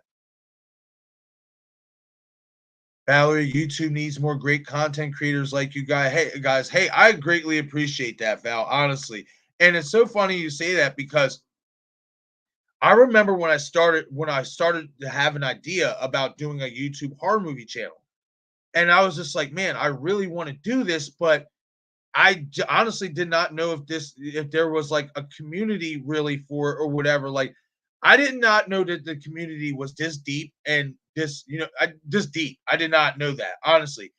I thought that I would, go on here, do these videos, and people would make fun of me and, excuse me, be like, oh, this guy, he talks horror movies and stuff. You know how some people can be critical about what we like to talk about. You know what I mean? Because some people don't understand our passion and love for these type of movies, etc. and stuff. But I'm not gonna lie, because I was scared to do it. You know what I mean? But then, you know what I mean? I started seeing Craven's videos. I started seeing Craven Something Scary's videos, and just seeing how he went about it, and just seeing the love and the support that he got and stuff like that. That opened me up. I'm like, holy shit, we really do have a really big community here on YouTube, and we have a lot of people who will support your cause if you put in the work. You know what I mean, and stuff like that. So like that's why I said like it's just once I saw that, and once I saw like Craven, and then I started watching the Lethal Collective, Fate Decided, all those guys, and I see how much love and support that they get because why? Because they put the work in. I couldn't hold myself back anymore. I said, you know what, Marcus, you got to get the fuck up. You got to get this YouTube channel up and operating. This is what you do. This is what you love to talk about. Go do what you love, and here we are, and I'm doing it. Honestly, I love it. I honestly, when I wake up in the morning and stuff, I look forward to doing something for this channel. Like when I get up in the morning, I feed my dog, I take him out, you know what I mean? Show him some love. And then after that, it's like game time, baby. What can I do today to put some content on the channel? What news is there out that I can talk about? You know what I mean? or just anything in general. Like, I really wake up to do this. Like, I love it. I genuinely love what I do on this channel. Bob Hunt, hey, without you, I would never have been able to stream. So you're truly amazing, and truthfully, we have so many ideas. And tonight, you just made me realize that my thoughts are as bad as I think. I mean, I don't know if you meant to say aren't as bad as you think, Bob, but no, your ideas are great, buddy. You have a lot of great ideas.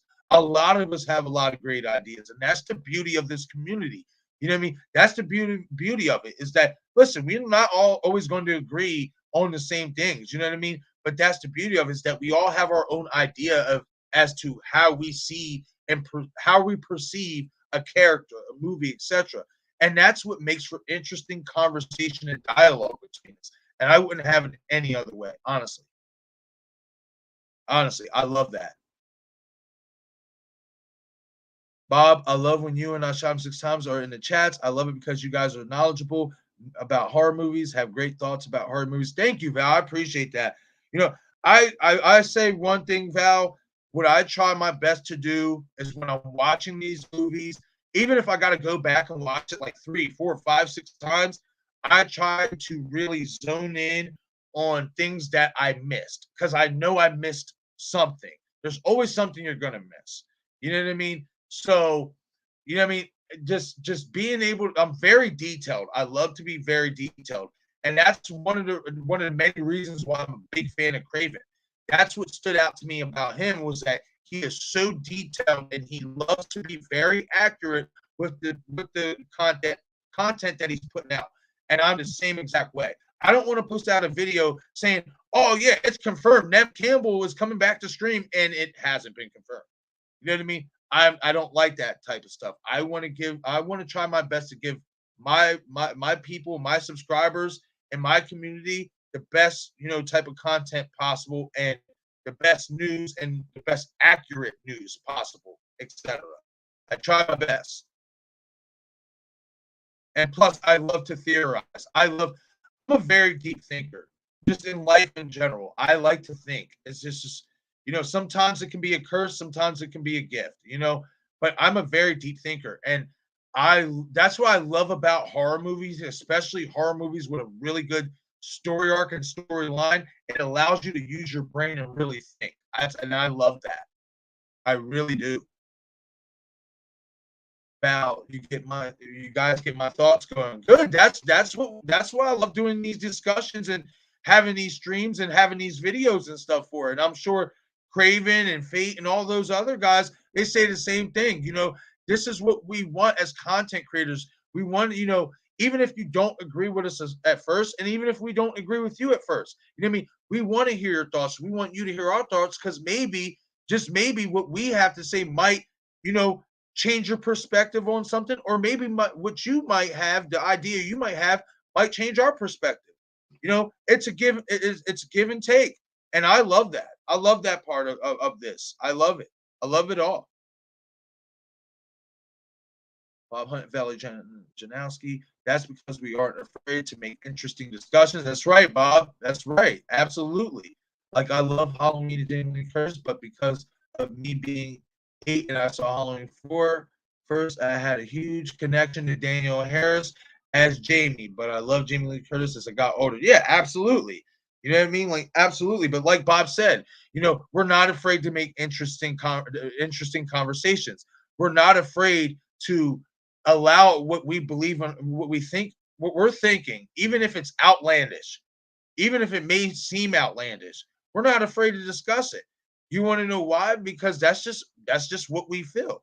And there's nothing wrong with expressing or talking about how you feel. You know what I mean? And stuff like that. And that's what I love. I love this interaction. I love this type of conversation, etc. I love all of this. This is what I thrive for on this channel, is to talk to you guys and to have these discussions about the movies that we love, and stuff like that. I love that. I definitely did not think that there was a platform for it, but I am so glad that I found you guys. Honestly, so glad that I found you guys. You guys can say, "Oh, you found me because you subscribed to the channel," and that may somewhat be true. But in all honesty, I found you guys. Through Craven, I found you guys, honestly. Honestly, like I love this community and I love the discussions we have. You know what I mean? Even if not all the time we're always going to agree, I don't expect us to. That, in all honesty, when we don't agree, I think that makes the conversation even better because that makes the ideas much more broader. I'm definitely on board with that. Valerie, oh God, Bob, that makes me feel old as I was 10 when the original Halloween came out. Oh, it's not too old. That's not old, Val. That's not old. It's not old.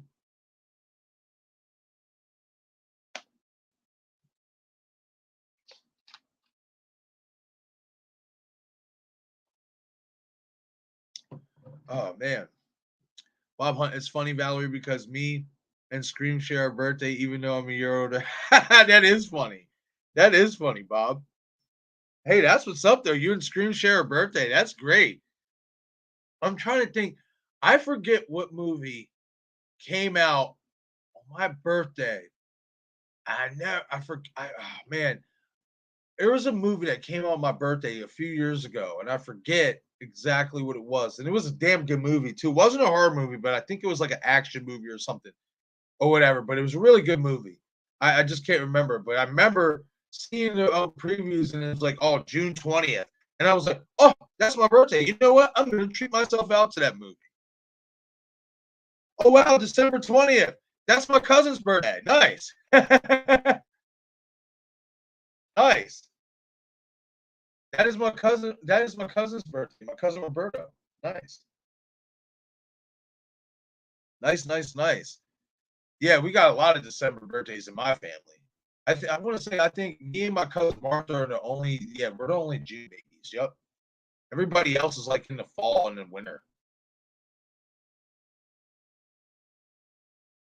Okay, that means it was fate to me. Yes, it was. It was fate to me. It was fate decided where you at, buddy. It was fate. It was definitely fate. Honestly, it definitely was fate.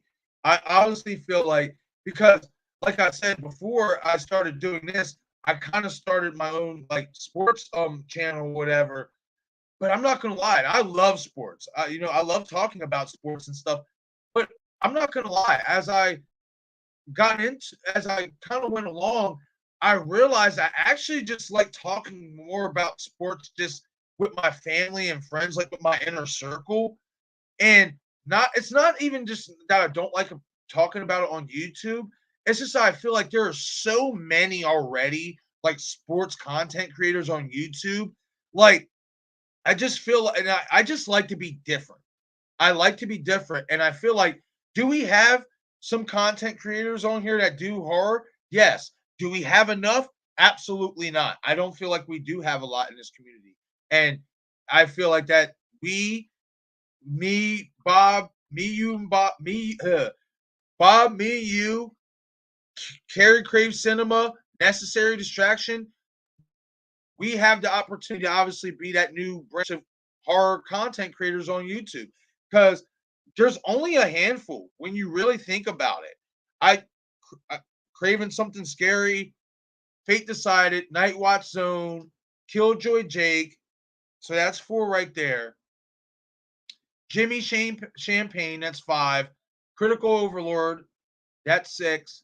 And he does more like every movie and stuff, but he does do horror, so I'll count that. We watched a movie, Dr. Wolfula. I think his name is like Tony McCrae or something because I think I am I think I just need about 9 to 10 content creators in terms of like doing horror movies. Excuse me. And I'm sure there's a couple more out there, but it's really not a lot. There's really not a lot of us horror movie content creators. I mean, we got Dead Meat, obviously bigger, the bigger channels and stuff like that. But like in terms of like starting from the ground up, there's really not that much depth, in terms of YouTube horror movie content creators. So we have a golden opportunity to, be the next ones to break that threshold, buddy. For sure. Bob Hunt, Fate's not here. What's he doing? Oh, I love sports, but more with a small group of people. Yes, and that's just where I got with it, Bob. It's just more with a small group of people, like my inner circle and stuff like that. Like, you know what I mean? Like, not so much like on YouTube or nothing like that anymore. Like, it's okay. It's not like super bad on YouTube or nothing like that. You know what I mean? It's just, I don't know. I like doing this more, like, because it's different. You know what I mean? And I feel more at home doing this, honestly, on YouTube and stuff. Jack Stanish, yep, Jack Stanish, yeah. Zach Cherry and ZZ World, yep, that too.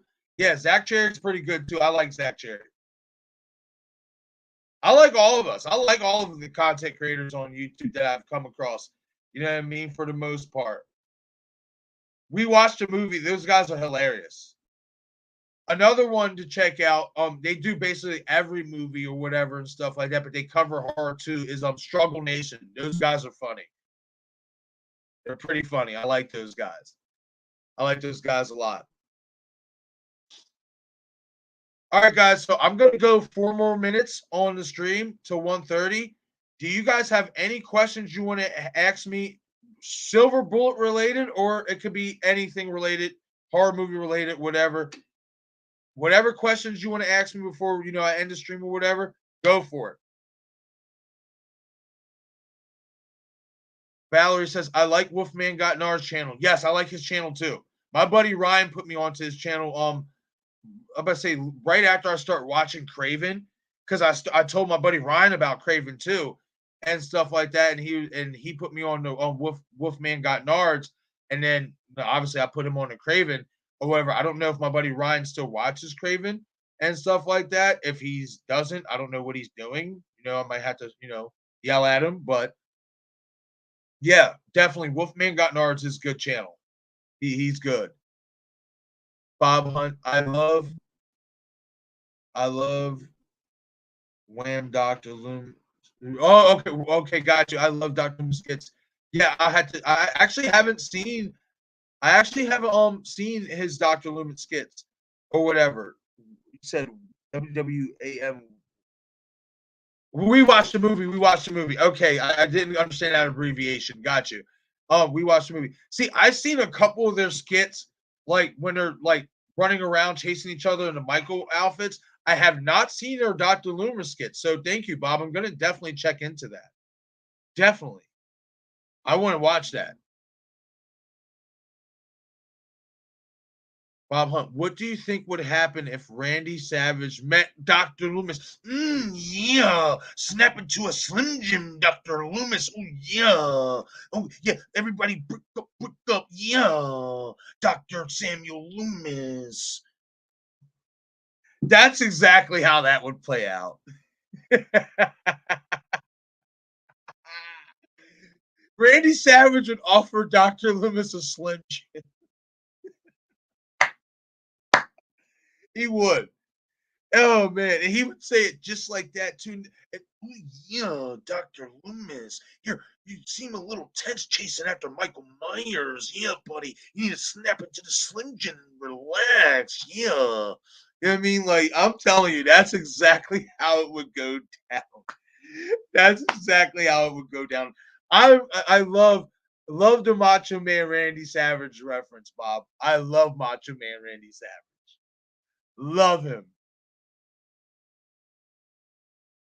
I'm about to say, Valerie says, I have to ask you, what are you what are you looking for out of ends? Well, what I'm looking for out of Halloween ends, I'm looking for them to not mess it up with the radio tower. I hope that it's not what we are all panicking and thinking it's going to be. I'm slowly easing off of it, that it is what I think it is, that it's like some type of brain control over Michael. I'm slowly easing off of that. I think it was Bob who said something yesterday that it could be used for them to obviously make calls out of, town. If, let's say, if the power's out, the main phone lines are out, they could use the radio tower to try to signal out of Haddonfield to try to get help. That's definitely a plausible explanation. What I'm looking for also is I would really like to see Allison step up to Michael and get that showdown. I am also even more so now looking forward to. I think the Myers house will be burned down in Halloween ends, so I'm really looking forward to that. But to sum it up, Val, what I'm really looking forward is just give us a good movie, a great movie. Give us a great ending to this story, to this trilogy. That's all I can hope for. They can do that, I'll be happy. I'll be very, very happy. And I'll throw this in there. Give me some more Loomis flashbacks, please. Please. I would love more Loomis flashbacks. Valerie says Dr. Loomis wins hands down. I shot him 6 times. I don't know. I mean, you do. I mean, well, yeah, because he's got a gun and Randy's only going to try to elbow drop him. So, yeah, you got that one, Val. Yeah, Dr. Loomis wins that one for sure. Definitely. Definitely. Yes, he wins that one for sure. But I don't think it would even be any beef. The only beef in the situation would be Randy Savage trying to get him to snap into a Slim Jim. I would love. You know what, Bob? Now I'm going to do that video. Now I'm going to do a video like that when Randy Savage meets Dr. Loomis. I'm doing that. I'm going for it. Bob says, "Sorry, I had to. I love the Dr. Loomis meets Stone Cold." Yeah, I thank you for that, buddy. Honestly, I was just honestly sitting here thinking, you know what I mean? Just sitting here, trying to be different. You know what I mean? And plus, I made a TikTok, so when I do short little videos like impersonation videos, I'll be putting them on TikTok as well and stuff like that. So I was just sitting here thinking, like, man, what could I do like for TikTok and like a YouTube short? Just get a little different, little creative outside of doing theory videos and stuff like that. And I just thought about it. And I'm just like, what if Dr. Loomis would really have an altercation or a conversation with Stone Cold Steve Austin? How would that play out? And I just put it together. So I'm glad you enjoyed that, buddy. Honestly, I'm really glad you did. Bob says, I'm standing by my thought about it used for Haddonfield to reach out to the other towns after Michael causes a power outage by throwing Bucky into the breakers. Ooh. Do you think, Bob, that we could get that scene of him throwing Bucky into the breakers like as a callback to Halloween 4? If they do that, I would like that a lot, and that would make sense for the power being out, and it would make sense for the radio tower. Bob, I think you're onto something, buddy. I really do. I'm hoping you're right. I'm hoping you're right. I'm gonna put it this way, Bob. If they use that radio tower to signal out of Haddonfield and it's not to control Michael, I'm going to do this in a theater. Thank you. I swear to you, I will. I'm going to let that out. That would be so relieving. So I hope you're right, Bob. I really do. That's interesting take, though. Throwing Bucky into the breakers. Man, now that you say that, Bob, I hope we get that scene, that callback scene in Halloween Ends. I do. I really do. That would be cool. Valerie says, Bob, I was thinking it was going to be used to communicate with the town or other towns because we know they will be dealing with COVID and lockdowns. Wow. Good stuff, Val. See, I didn't even think of it from that perspective, too, of, being that it is a 4-year time jump and, COVID. Wow, that makes a lot of sense, Val. Honestly, you guys are hitting this nail on the head. Like, honestly, you guys, I think, are onto something. Honestly, I hope you guys are onto something. I hope you guys are right, because I do not want that radio tower to be something that's going to control Michael. You know what I mean? I'm starting to agree with you guys. That's starting to make a lot more sense now that I'm really putting my brain into it. Because of COVID, because of the lockdowns, because of everything going on. Then you got fucking Michael Myers back running loose, hacking everybody up. Yeah, that does make a lot of sense for that radio tower to be like as another wavelength of communication, much like Bob says, especially if the power gets knocked out. Man, that's really good. That's really, really good. Honestly, good job, both of you. Honestly. Bob says, yes, I hope they do, but my bias came out again with Halloween 4. No, that's not biased, buddy, because in all honesty, we know they're known for doing callback scenes. What better callback scene would make more sense if they were to use the radio tower as an outside wavelength for communication? What better callback scene would be for him to throw Bucky into the breakers? That makes perfect sense. So I am definitely on board with that. That's not biased. That's just making perfect sense out of the situation. In all honesty, like that's making perfect sense. Man, that shit's hitting for me. I really like that. I really like that idea.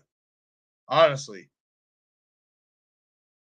Val says I like that thought, Bob, because it would suck ass if they use it as a way to explain the shape. Yes, exactly, Val, and that's what I'm scared of. But you guys are giving me even more confidence that this isn't the case, especially like you said, Val, with the whole COVID lockdowns and stuff like that. And like you said, Bob, with him throwing, if he throws Bucky into the breakers, or if he just cuts the power completely somehow, that would really make a lot of sense. Man, that would make a lot of sense. I'm trying to think, did we ever get in a Halloween movie? I mean, we got it, I guess, when Rachel was in the car on the radio and stuff, like trying to get people on the radio and stuff like that. But other than that, yeah, we never got that. You know what I mean? So yeah, that would make a lot of sense. Excuse me. That would make a lot of sense. That does. Valor says, I would love to see the Bucky thing thrown. Yes, I would too. That would be such a perfect callback. That really would be. It reminds me of that Bucky scene. Hey, you! Private property! No trespassing! What are you, deaf? Don't play that Halloween shit with me. And Michael's just looking at him like, what? And my boy says, I'm on the phone in the sheriff's station right now. And don't you even think about leaving. And the worst thing you could possibly do is turn your back on this guy, and he turned his back. Like that was stupid. It was. But that was an awesome scene. That was a great scene. Classic scene. Classic scene for sure. Bob Hunt. Yeah, only in 4 with Sheriff Meeker. Yep, Sheriff Meeker. I like Boatstar. I liked Boatstar as Sheriff Meeker. I did. I liked him. I was a fan of Sheriff Meeker. I like what he tells Brady. After the fact, anyway. Oh, yeah. I catch you wrote my daughter. I use that shotgun on you. Understand? I geeked. I popped at that part. That was funny. I'm not going to lie. I am not going to lie. All right, gang. I am going to wrap it up for this stream. Once again, thank you guys so much for joining the chat and joining me through this and talking Silver Bullet with me, as well as talking some other things and showing your support. Once again, Val, thank you for subscribing, getting me to 100 subs. The love and support is greatly appreciated, guys. And once again, I will be back live again Sunday, Horror Slasher Sunday. Tune in, 8 o'clock p.m. Eastern Time. Don't forget, I'll make sure I will post it and set a reminder on the channel so that you guys can be reminded and notified. You know what I mean? So, of course, hit that notification icon if you haven't already. And if you haven't already, if you watch this stream later on the replay, please like and subscribe to the channel. Your support is greatly appreciated.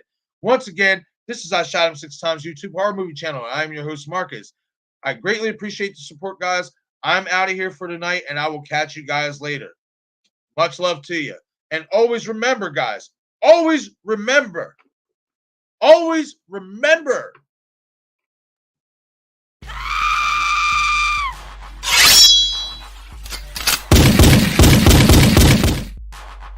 I shot him 6 times.